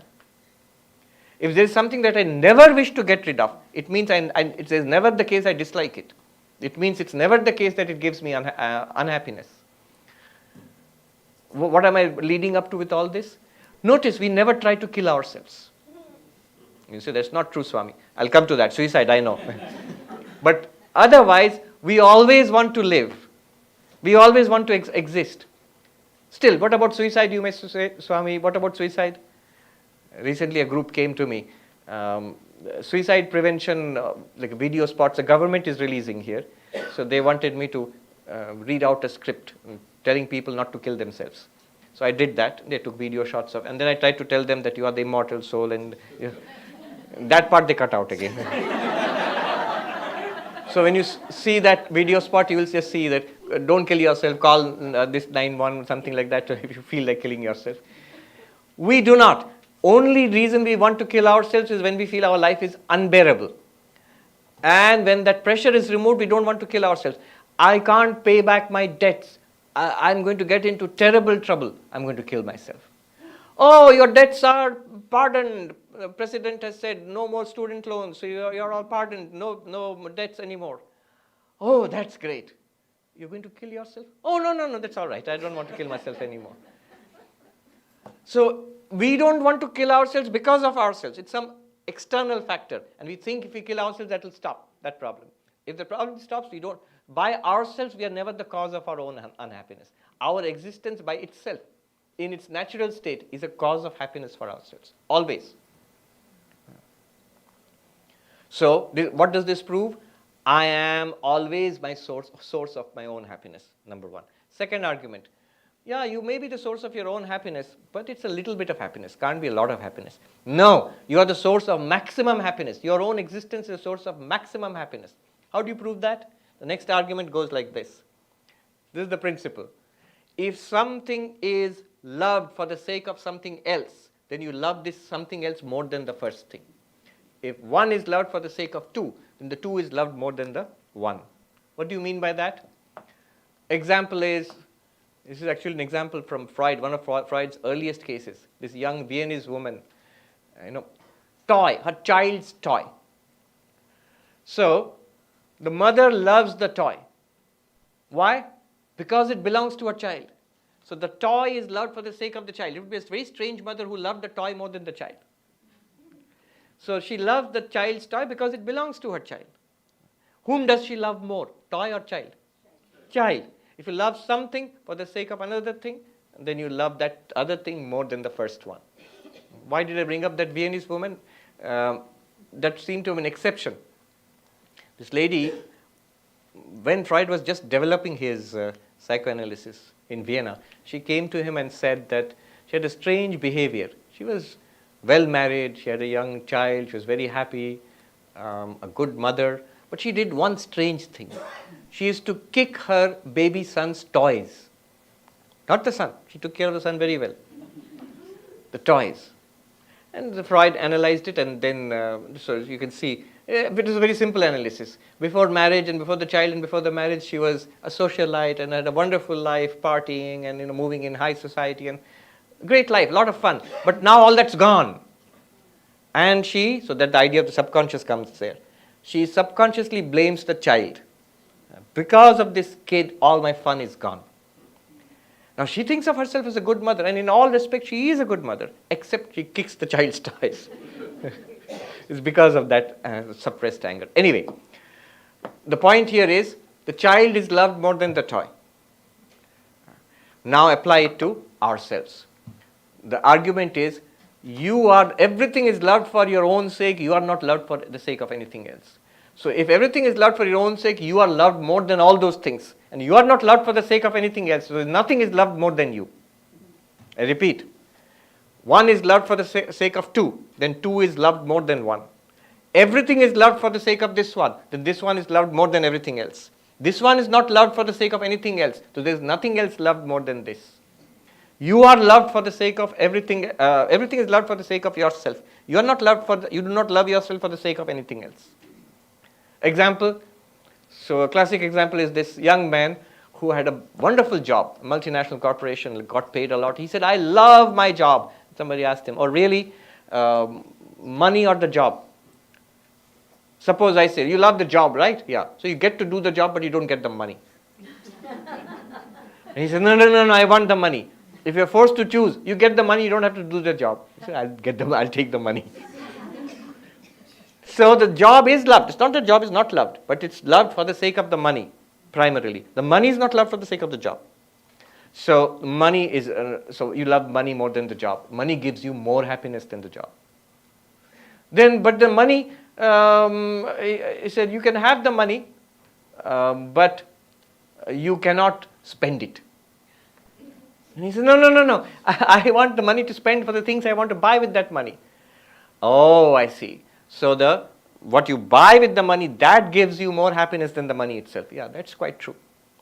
Well, you can have all the things that you want to buy. You buy all of them, but you can't use them. You can't give it to your family. So no. I want to buy it for my family. That's what really matters to me. All right. So you can buy all those things and give it to those people, but they won't be your family anymore. They'll be some just random people. No, they have to be my family. You see? From the job, it came to me. It's back to me. Job and money and the things I buy with the money and the family, back to me. I am at the end of the food chain. So I am loved more than all of those. Those are all loved for my sake. And what am I loved for? Nothing. So I am loved most of all. That which makes us most happy, we love most. I make myself most happy. Therefore, I love myself most. Now, when we don't understand what we are, then it leads to selfishness. I am this little person. Then I love myself more. You become selfish, narrow, limited, against others. When you go to this, that I am the one consciousness in all beings, everybody's loved. That is Ananda. Thank you. The framework on the board from bottom Can you come closer to the microphone? From the bottoms up, I see like there are 9 states where Stula Sukshma Karana for Vyasti and Samishti 3, 2, 6, and Vyasti Sakshi and Samishti Sakshi +2, and then the final one, which is the main consciousness that is the source for everything. That is from bottoms up, but from tops down is like there is one. That's the 9th state. So for an enlightened person, how would this dream and deep sleep state be? Like, how do they experience? Because if it's only consciousness I, there should be no abhasa here, right? How does a jnani experience these 3 states? Exactly the same as us, and yet not the same. There's a very big difference also. You have to ask a jnani, of course. So I can't give you the whole answer. You have to ask a liberated. Because there is a discussion, Swami Turiyanandaji, in one of the reminiscences, one of the monks asks him, so you were sleeping, Swami, do you sleep like the rest of us? And his answer was mysterious. He said, not quite. Not quite like that. It's difficult to put in words. Will they, from outside, will the jnani be awake? Will they walk and talk? Yes, we can see them. We see in the lives of all the jnanis, they do that. Do they sometimes sleep? They do that. And presumably that sleep might have dreams and might have dreamless sleep also. And yet, from the Jnani's perspective, what is true for them is like that I am the ever-present one consciousness. In me there is no waking, dreaming, deep sleep, or you can put it another way, there is ever waking. It's always daytime for me. One of our Swamis wrote a poem called The Midnight Sun.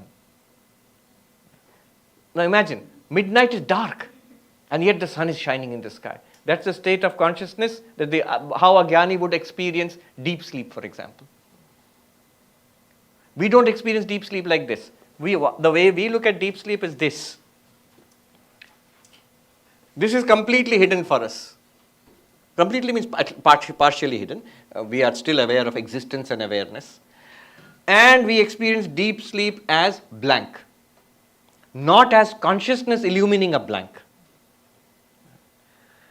Now, I am experiencing consciousness illumining a blank. Will the Jnani feel like that in deep sleep? No. But when they get up, the paramarsha will be like the looking back and seeing what happened there was, I was this awareness illumining the blankness. Otherwise, waking, dreaming, deep sleep will keep on cycling in that particular body mind, just like the rest, as it was going on when the person was unenlightened. What simply happened was the avarana, the veil which covers your real nature, that was removed. That's all.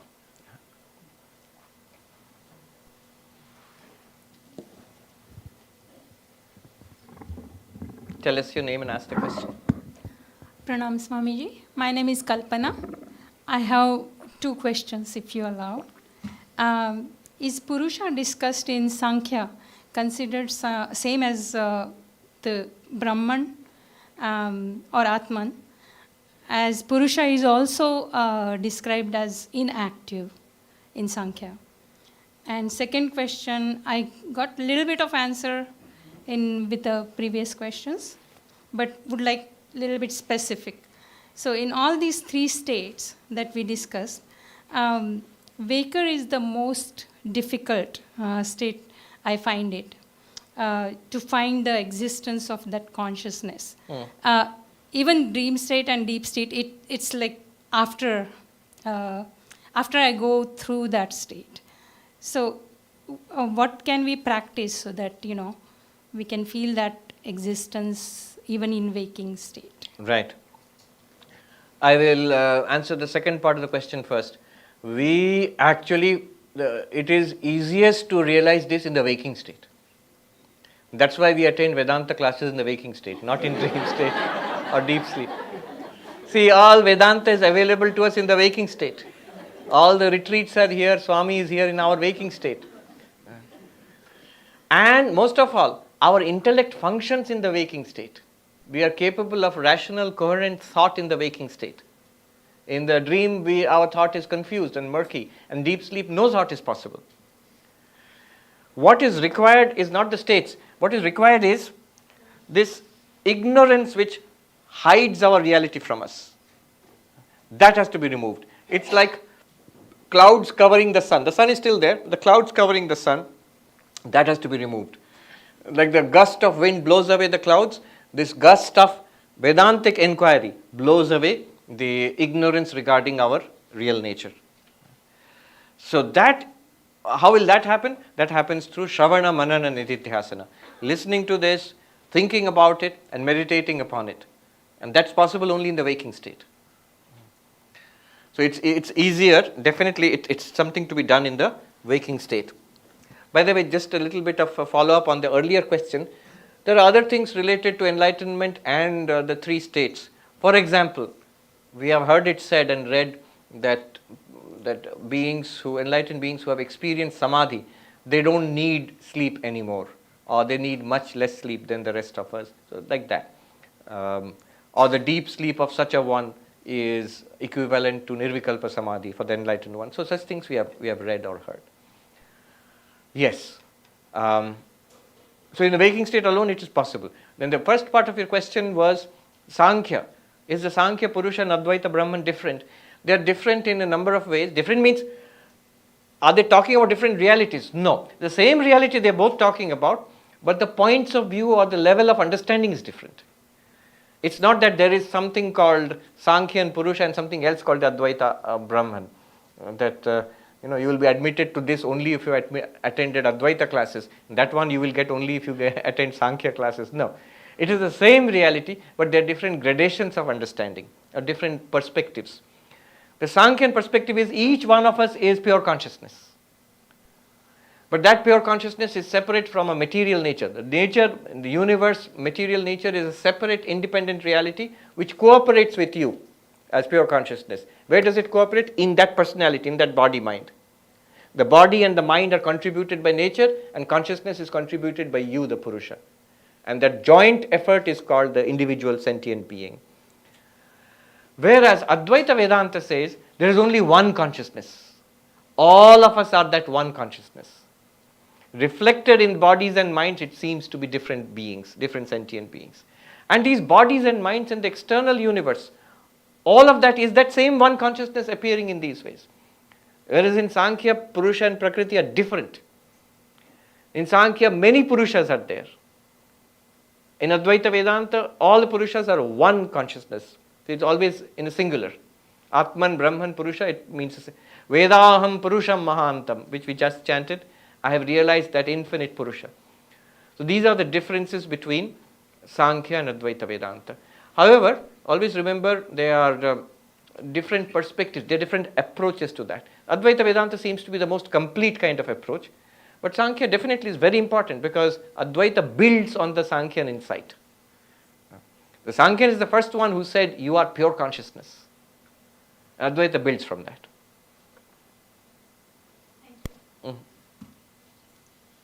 Namaste Swamiji, my name is Deblina.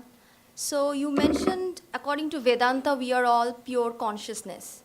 And one of the hard problems of consciousness is how to prove how the brain perceives consciousness, right? Perceives or produces. Yeah, produces consciousness.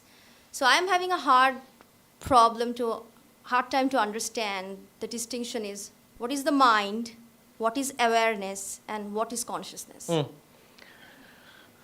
Remember, we are using English terms, approximate terms for Sanskrit words. So what we call the mind is in Sanskrit known as the antakarana, the inner instrument. And it has 4 components: mind, intellect, memory and ego. Mano, buddhi, chitta, ahankara. This is what is, there are very precise definitions of each one of them, what they do. Where will you find these definitions? Answers to your questions? In the book called Vedanta Sara. You get that book, and there are a series of lectures which explains every item in that book, every text in that book. That book is a series of definitions. So if you ask a question like this, what is consciousness, what is awareness, what is mind, those things are defined there. So for example, when you say mind has these 4 components: mano, buddhi, chitta, ahankara. Each one is defined. What do they do? And you can connect those to your experience just now, so that you can see what is being. The Vedanta just labels your experiences. So, chitta is a storehouse of memories. So all the traces of past experiences remain in our mind as chitta, which we draw upon continuously. Ahankara, or before that, mind. Sankalpa vikalpa atmakam manaha. Mind is that which all kinds of options, thoughts, they arise in the mind. So that's called mind. That activity is called mind, manas, specifically. Whole thing is called mind, but specifically that activity is called mind. When knowledge arises, I get it. So you are working on a mathematics problem. As long as you are working on it, that's mind. The moment you break through and you say, I get it. Nishchayatmika antakarana vritti buddhi. So that certainty which is produced, that flash of knowledge, any flash of knowledge, that's the activity of the mind called buddhi, intellect. And there is another one called ego. That's also part of the mind. What does it do? The definition of ego is abhimanatmika antakarana vritti ahankara. So the appropriating function of the mind is called ego. Appropriating function of the mind means a lot of things are going on in this body mind. The whole thing is united by one function of the mind called ego. So talking is going on. But what does the ego do? I talk. Seeing is going on. What does the ego do? I am seeing. I am sitting. From memory comes my name. My name is Sarvapriyananda. Memory provided that. What did the ego say? I remembered my name. So the ego is the appropriating function which unites all these activities. So this is the description of the mind in Vedanta. All of this is still part of nature, material nature.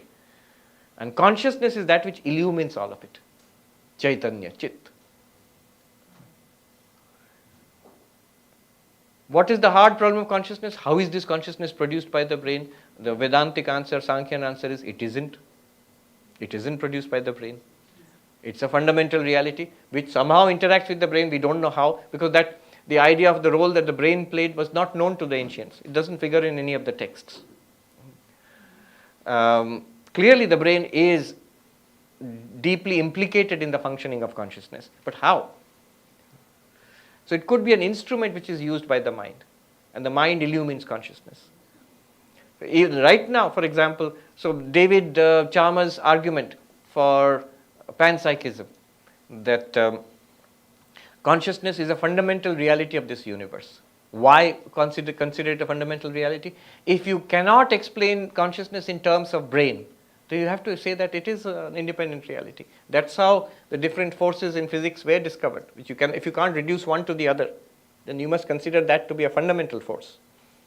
So consciousness, they are now, some of them are saying, David Chalmers, Donald Hoffman, Bernardo Kastrup, these are people trained in modern science and neuroscience and modern philosophy of mind. They are saying consciousness could possibly be a fundamental reality of the universe which interacts with the brain and body. This is almost literally Sankhya philosophy, Prakriti and Purusha. Vivekananda said Sankhya philosophy is the oldest philosophy of humanity. Kapila was the first philosopher. So we are sort of coming around full circle. Let's see. All right. Namaste, Swamiji. My name is Praveen. Once you are in the awake state, it seems easier to falsify the dream state. And at the same time, it's very difficult to falsify the waking state. Why do we give so much reality to our senses? And what sadhana could help with this? Or is it that in the waking state, we have the awareness of the dreamer? If so, is contemplation an attempt to create awareness of the waker? First of all, why does anything seem real for us? Because of you. You are reality itself. Whatever seems real to you is borrowing its reality from you. Notice, in the dream state, what we are dreaming of seems very real. Because we are not aware that I am the dreamer, I am projecting all of that. So my reality is invested in what I am seeing in the dream. And so it seems very real to us. Right now, for example, this waking state seems real. That's also not true. Only the present moment in the waking state seems real. Right now. This seems very real, right? Just close your eyes and imagine the food that you had a little while ago. That does not seem all that real now. It seems a little bit dreamlike. Imagine the food that you had, if you can at all imagine, for dinner last night. And if you had some kind of meal which you would still remember 10 years ago. That seems entirely dreamlike then. No longer as vivid. So what seems vivid and real is, notice, it's whatever is around you when you are present, the place and the time. When you are there, that seems real to you. Now that gives us a clue. The reality does not belong to these things. The reality does not belong to the place. It does not belong to time. It belongs to you. You carry your reality around with you and you scatter it around wherever you are. And as you go, the reality follows you and everything fades into shadow, including the memories of the waking. Notice, the memory of a dream and the memory of a waking experience don't seem so different anymore. You see what I'm saying? So, reality, it's your reality which is borrowed by others. Now, what does Vedanta try to do? Why is it that the dream is easy to falsify? It's because when we wake up, there is this moment of correction. Oh, because we remember the dream. Oh, that was a dream. And so all of that was false except I who saw that dream. This is real. If we could wake up from this state into another state, we would falsify this. But Vedanta does not do that. What Vedanta seeks to do is use the dream state and waking up from the dream as an example. But the way it should be applied in waking is not waking up from waking into something else. Then there's no end to that. You can wake up from that also. So, where is the, how do you know we have reached the ultimate reality? You can wake up from that state also into something else. You'll feel that was there will be an endless possibility of one illusion after another, one dream after another dream, one dream in another dream. But Vedanta says that, can you go any further than this? Descartes, when he said, I exist, I think, therefore I exist. No further or deeper existence can be inferred there. Everything else depends upon that one existence. You cannot wake up from consciousness. To wake up into something you require, you are aware of it, and you woke up from that and into this state. It requires consciousness. Can you wake up from consciousness? No. So when you reach this pure consciousness, there is nothing beyond that. It cannot be. What will be a witness of that pure consciousness? Nothing. It is the witness of all things. Can you go beyond non-duality? You cannot. Advaitam is final, because what will be beyond non-duality? Where there is no two, there is no plurality, there can't be anything further than that. So, what Advaita Vedanta tries to do is, right here, inquire and see that the world is an appearance in you, the consciousness. Just as you saw naturally, we all saw instinctively, naturally, when we woke up, the entire dream universe was an appearance in me, the so-called present waker. I fell asleep and I dreamt up the entire dream universe. In the same way, without changing the state from waking to some other state, in the waking state itself, can we try to see this whole thing is an appearance in me, the consciousness. It's like a movie. There are two ways of seeing that it's a movie. One is the yogic way, where you can switch off the movie and see that, oh, I see, the screen is the reality, and on that the movie, where there were pictures and all. And after that, when the movie comes back, you're not deluded anymore. You know it's all the screen. Whatever is being shown, the places and the people, they're all just the screen. Another thing is to understand what the movie is, and while the movie is playing, you understand what is the screen and what is the movie, without stopping the movie. That is the way of viveka. One is called samadhi, one is called viveka. The samadhi is the yogic way, where you sit down quietly and still the body, make the breathing deep and rhythmic, then still the activities of the senses, and then quieten and steady the mind, and deep absorption of the mind, all experience of the external world, body, senses, and mind is stilled. Then the background consciousness becomes obvious. I, the background of all of that, becomes obvious. That's by stilling the mind. This is called yogas chitta vritti nirodha. This is yogic way. The viveka way is right here. By reflecting on our experiences, we discover the background consciousness. That is waking up from this dream.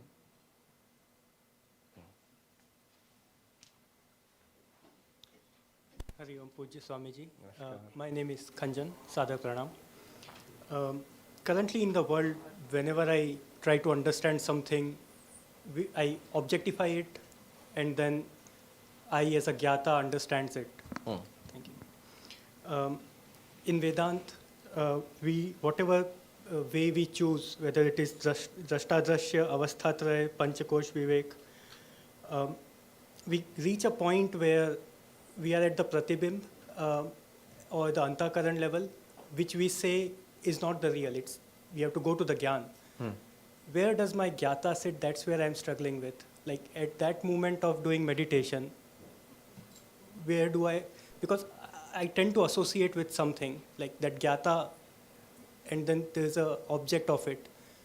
So I get very stuck at this point, even if it feels theoretical rather than I can I know. absorb. So normally it will feel theoretical. We get stuck at the level of the knower.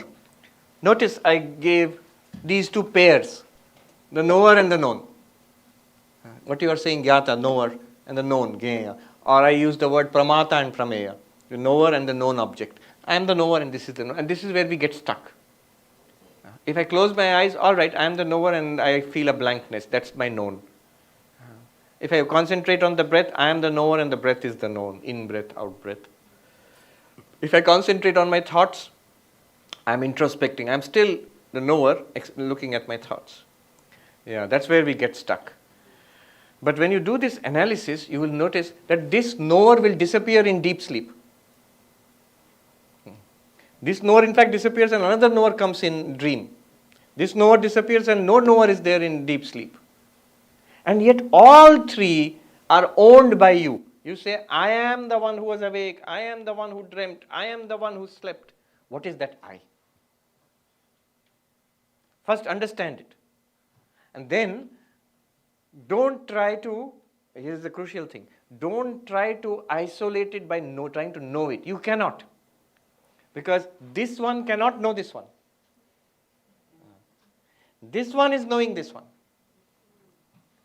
Once you understand this, what should be the effort?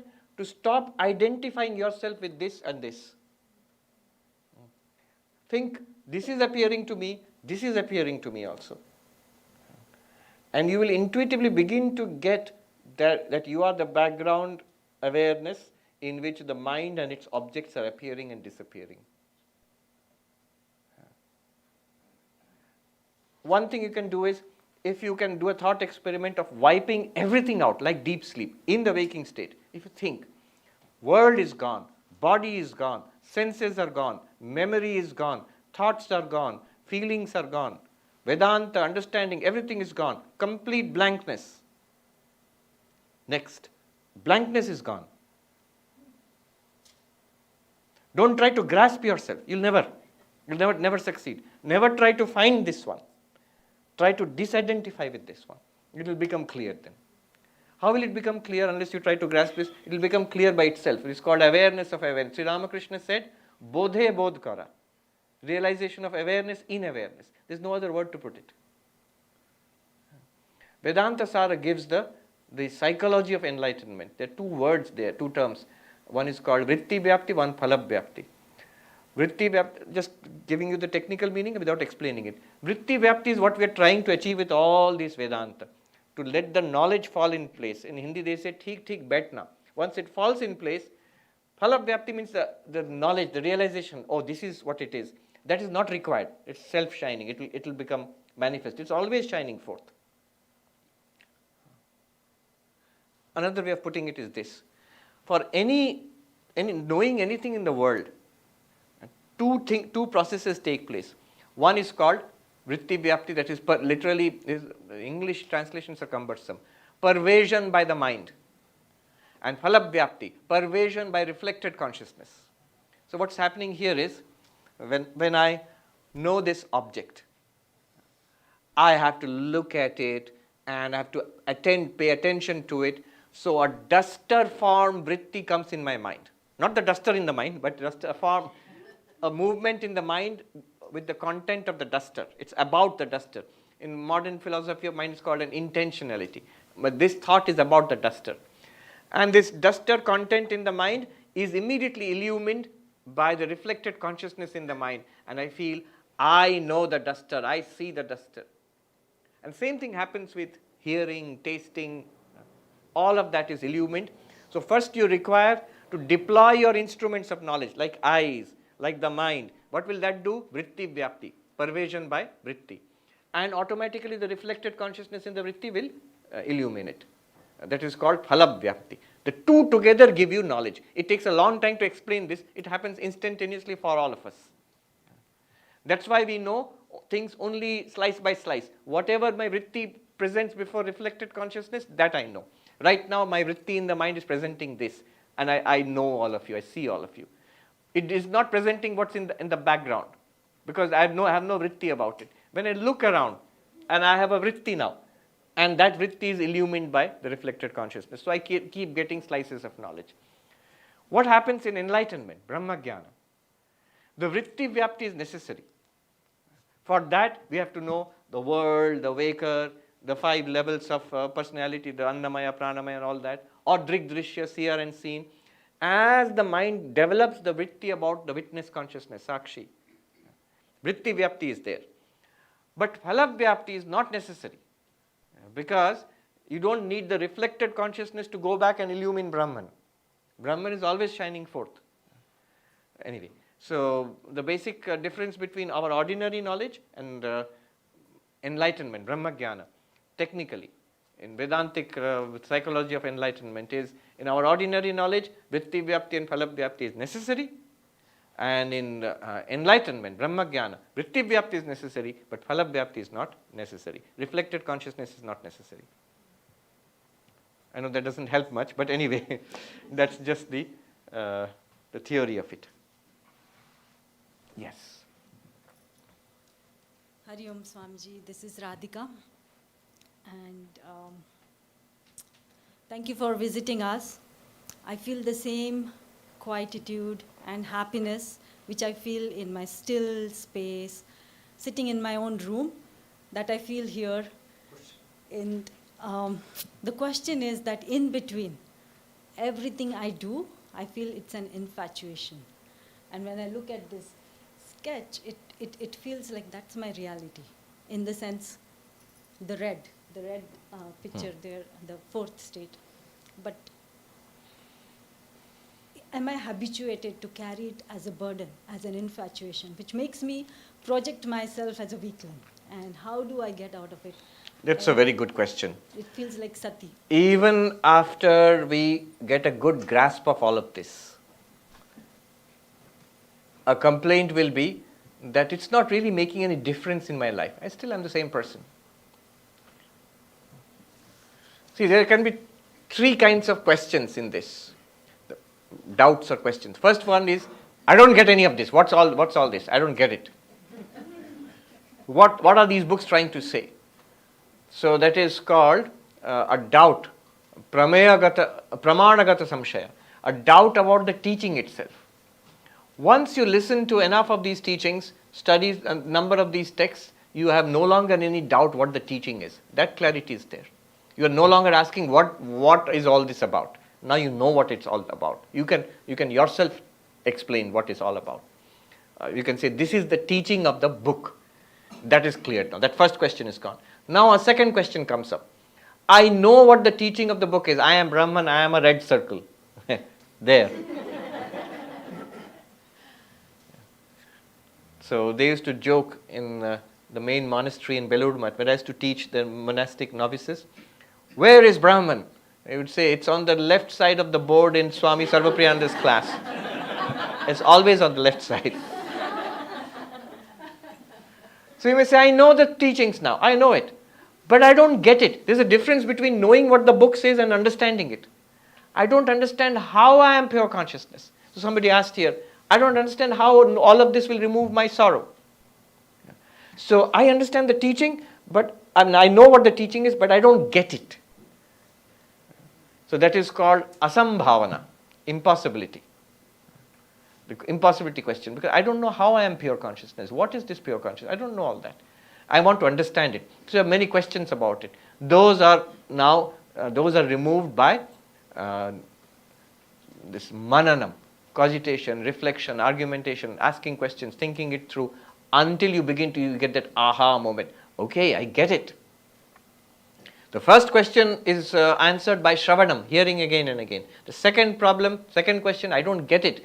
I don't understand it. That's removed by mananam, thinking through it, asking questions, reasoning it out, following it carefully in your thought, really thinking at it, it will become clear. Now you have two problems solved. You now know what the teaching is, and you get it also. You understand it. But then the third question comes. I know it, I understand it, but my life has not changed. The goal was overcoming sorrow. The goal was like unshakable happiness. I have not got that goal. What's going on? As she says, it's like, I know it's all an infatuation, this way of living and behaving, but I seem to be carrying on with it. So now what you do is the third one, nididhyasana. What you have heard, what you have understood, make an effort to stay with it as long as possible. Stay with it in Vedantic meditation. There are many techniques of Vedantic meditation. Vedantic meditation can be done with eyes closed. It can be done with eyes open. Eyes closed, many techniques. Eyes open, how will you do? Brahmarpanam Brahmahavi we did today, not just for eating, for noticing that in this one consciousness itself, there is this person who is the eater, there is this thing which is called the food, there is this thing which is the act of eating, and they are all appearing, shining and disappearing in one consciousness. And I am that one consciousness. I am the eater, I am the food, I am the act of eating also. That is the meaning of Brahmarpanam Brahmahavi. Dwell on that while you are actually not only just eating, while doing any activity. So there are multiple methods of meditation with open eyes. There are multiple methods of meditation with closed eyes. Aparoksha Anubhuti, Shankaracharya, gives 15 methods of meditation. Drigdrishya Viveka gives 6 methods of meditation. In Vivek Chudamani, Shankaracharya has a list of wonderful 10 lovely methods of meditation, non-dual meditation, Vivek Chudamani, from verse number 253 onwards, 10 verses. But all of them will work only when you have done the first two, homework. What is the teaching? And I get the teaching. Okay. Namaste, Swamiji. This mind and intellect is so rational, it tends to ask irrational questions. Speak into the...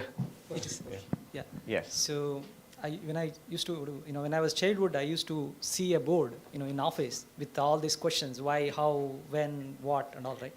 So, you took most of the questions. The first is, who am I? And what am I? Through definition of Atma, Brahma, and how am I, right? Tattvamasi, Bhagatyaga Lakshana, so on and so on. And then where am I? All pervading, Vibhu, Sarvagata. And then what, and then how am I? I think that's also answered. When am I? I am ever free, there's no binding and bond and all. So why? So now my question is, why existence is existing? Why consciousness is conscious? Thank you. So this why question, I have a feeling that was coming, this why question. So the question is, why all this? Two parts to it. One is the ultimate, is existence, consciousness, place, it is pure consciousness, but that also you may ask, why is it so? That question is meaningless. The very nature of existence is existence. It lends, you ask all things in Vedanta, why all these things exist? Because of existence itself. They are borrowing existence and they seem to exist because of Sat. Why are we seeing, hearing, smelling, tasting, touching? There are answers to that. Ultimately because of consciousness. Why is consciousness conscious? It's like asking, why is light shining? That answer is, that's the very nature of light. That's the very nature of existence. To be. It can never not be.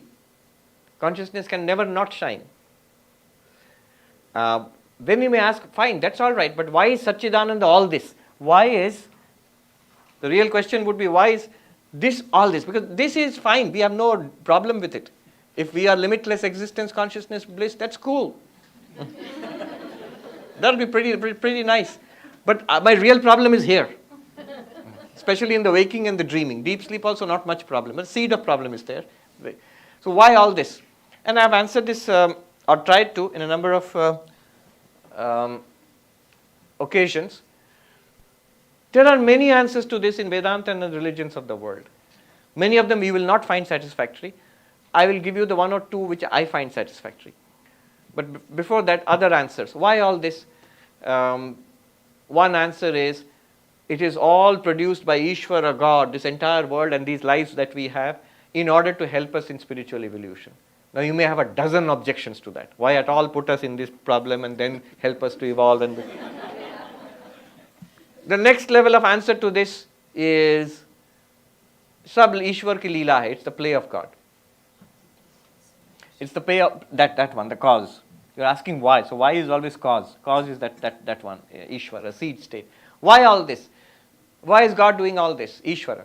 Is because it's play. Now in play you can't ask why. Play doesn't have a why. The only reason for play is fun. It's for fun. Suppose somebody is dancing. Will you go and ask, where are you going? I'm not going anywhere, I'm dancing around. So, similarly, if somebody is playing, you ask, why are you playing?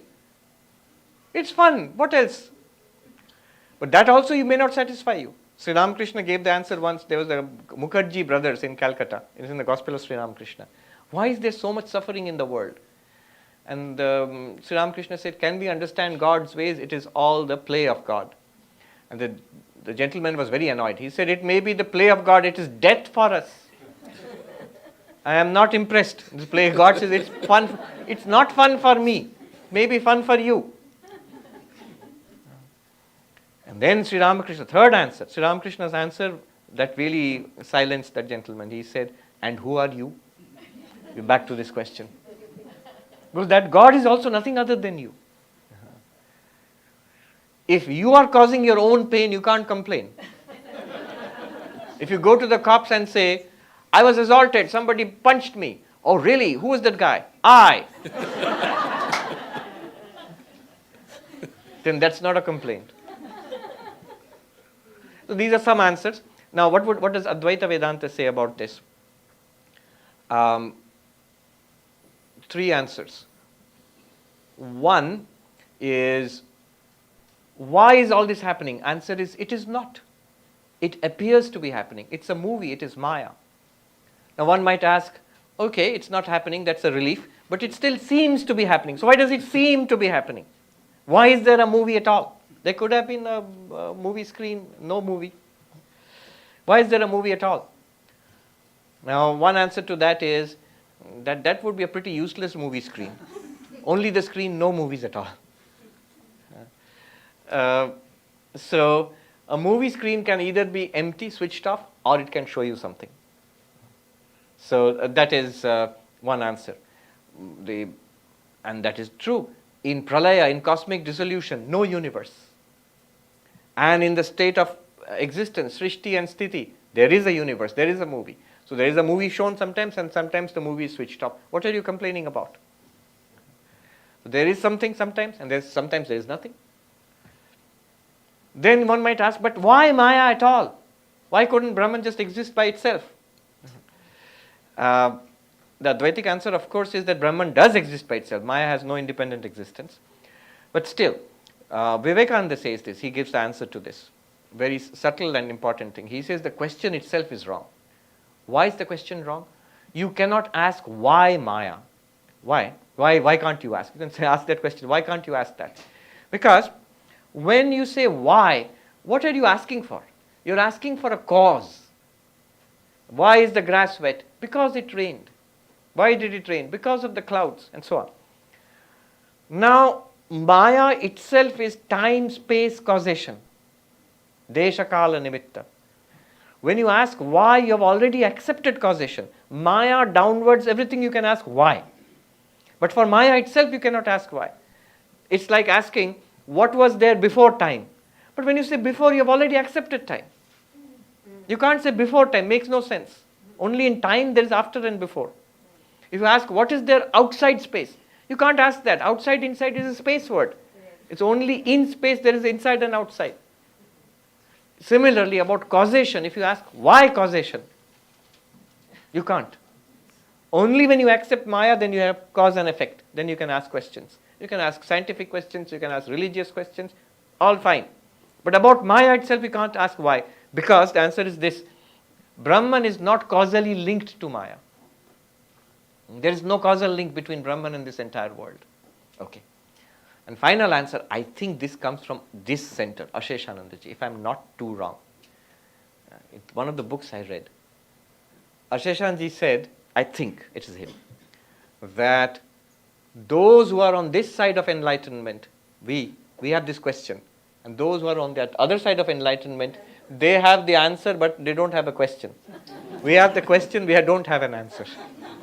Which is well put. The last 2 questions, quick.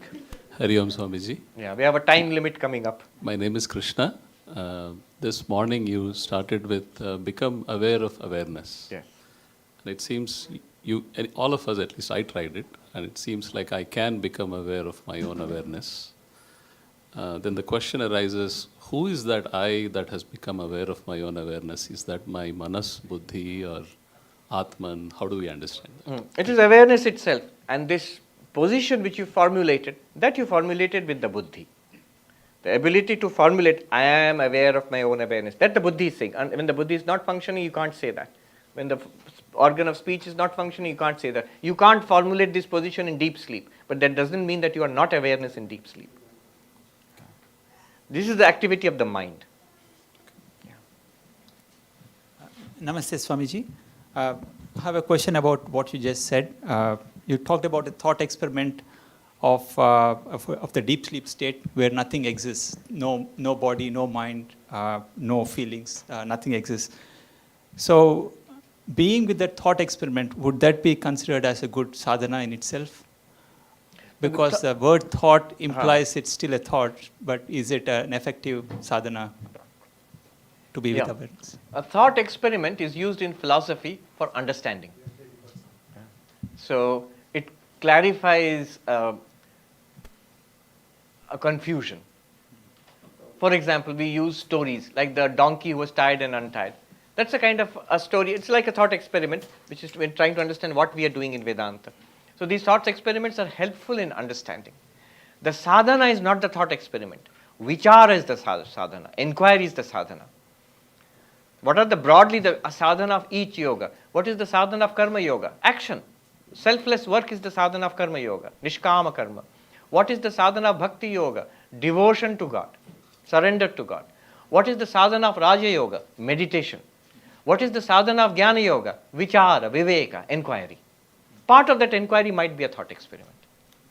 The thought experiment itself is not the reality. It can point you, your intellect, towards the reality. Yes. Let me do a peace chant. One last question. Yes, quick. In this chart, Swamiji, how does the jiva relate to Atman or subtle body? Yeah. So, what is the jiva here? It is the Atman. Jiva Brahmaiva Napara. Jiva is none other than the Atman. Then there is a causal body, which is called the Anandamaya Kosha. So this Atman seems to be hidden by that. But not entirely hidden, because the causal body derives its existence and illumination from the Atman, what we experience in deep sleep. Then further comes a subtle body, mind. Then we are able to think, understand, hate, love, desire, remember. So the jiva becomes an active jiva then. And then comes a physical body, which is changeable. Each lifetime we get a different physical body. So what is the jiva? It is this limitless Atman, limited by one causal body. That is the beginning of the jiva. But it's not manifested. In deep sleep, blank. It's manifested when the mind becomes active, in the dream and the waking. It's further manifested in this world when it gets a body. That's the jiva. What is really the jiva? This one. What is apparently the jiva? Right now, we have forgotten this and we are moving around.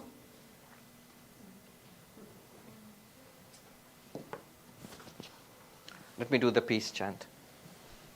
Om Shanti Shanti Shanti Harihi Om Tat Sat Shri Ram Krishna Arpanamastu. Dear friends, just now we have seen so many questions and those got answered. So what is the point? Point is, our mind is like crystals.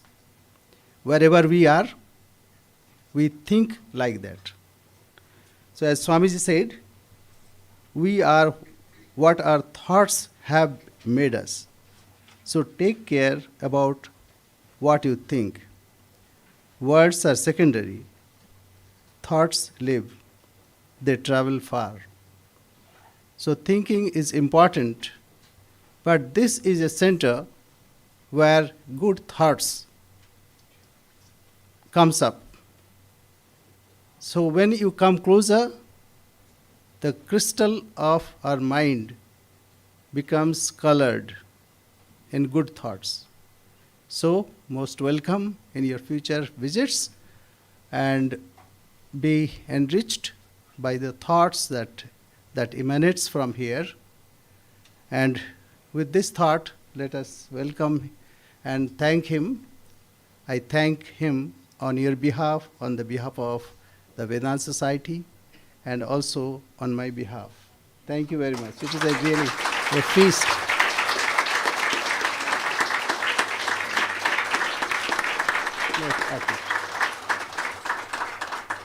Now we have a closing song and two announcements. One, tomorrow we'll have another session, not here, that's another Hindu temple, Portland Hindu temple, at 6:30. 6:30. You can go to our website and even you can send RSVP. That's number one. Today, after Arati, we'll read the life of Swami Abhidanandji, short reading. After that, there will be a musician who will play on sitar, and after that, today's function will be closed. So thank you very much for participating. We all are thankful because, as Swami Sri Ramakrishna saw, God manifests in three ways. God, Bhagavat, Bhagwan, Bhakta, Bhagwan, Bhagavat. So scripture and devotees and God, these are not three manifestations but the same. Now the closing song. There it is. It woke us all up again. The lyrics for this song are from Swamiji's Song of the Sannyasin, and I think, does this work? I don't know. Yeah, all right. Maybe So, both of them together. We'll try this and see. Here we go.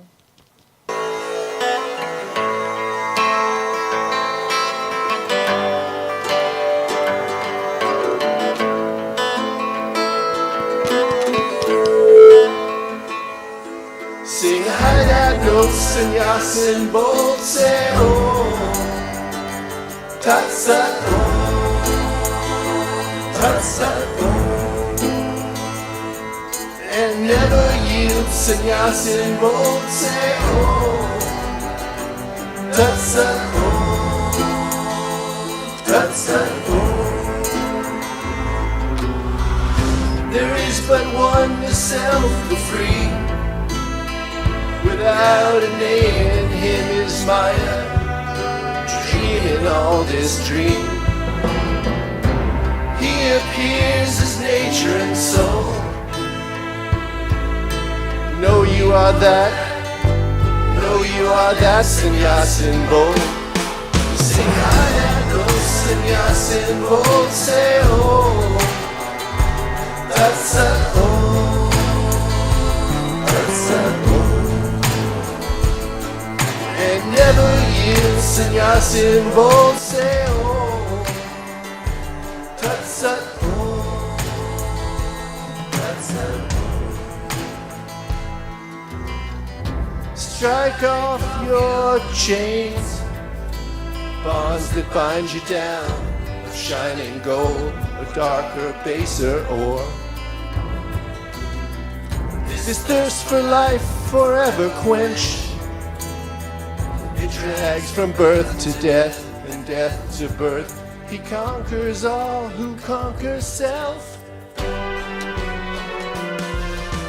high that note, sannyasin bold, say oh, that's a oh, that's a oh. And never yield, sannyasin bold, say oh, that's a oh.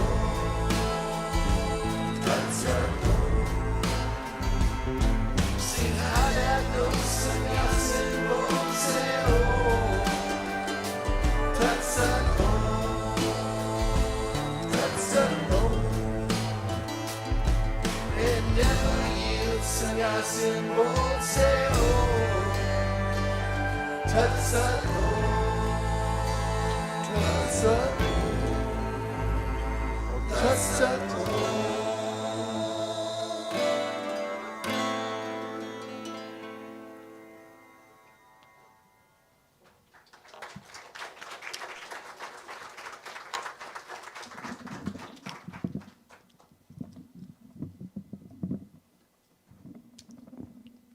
I think everyone probably knows this song, so you can sing along with me.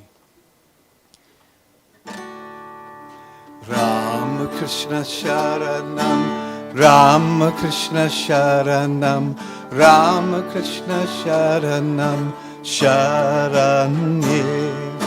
Ram Krishna Sharanam, Ram Krishna Sharanam, Ram Krishna Sharanam, Sharanye.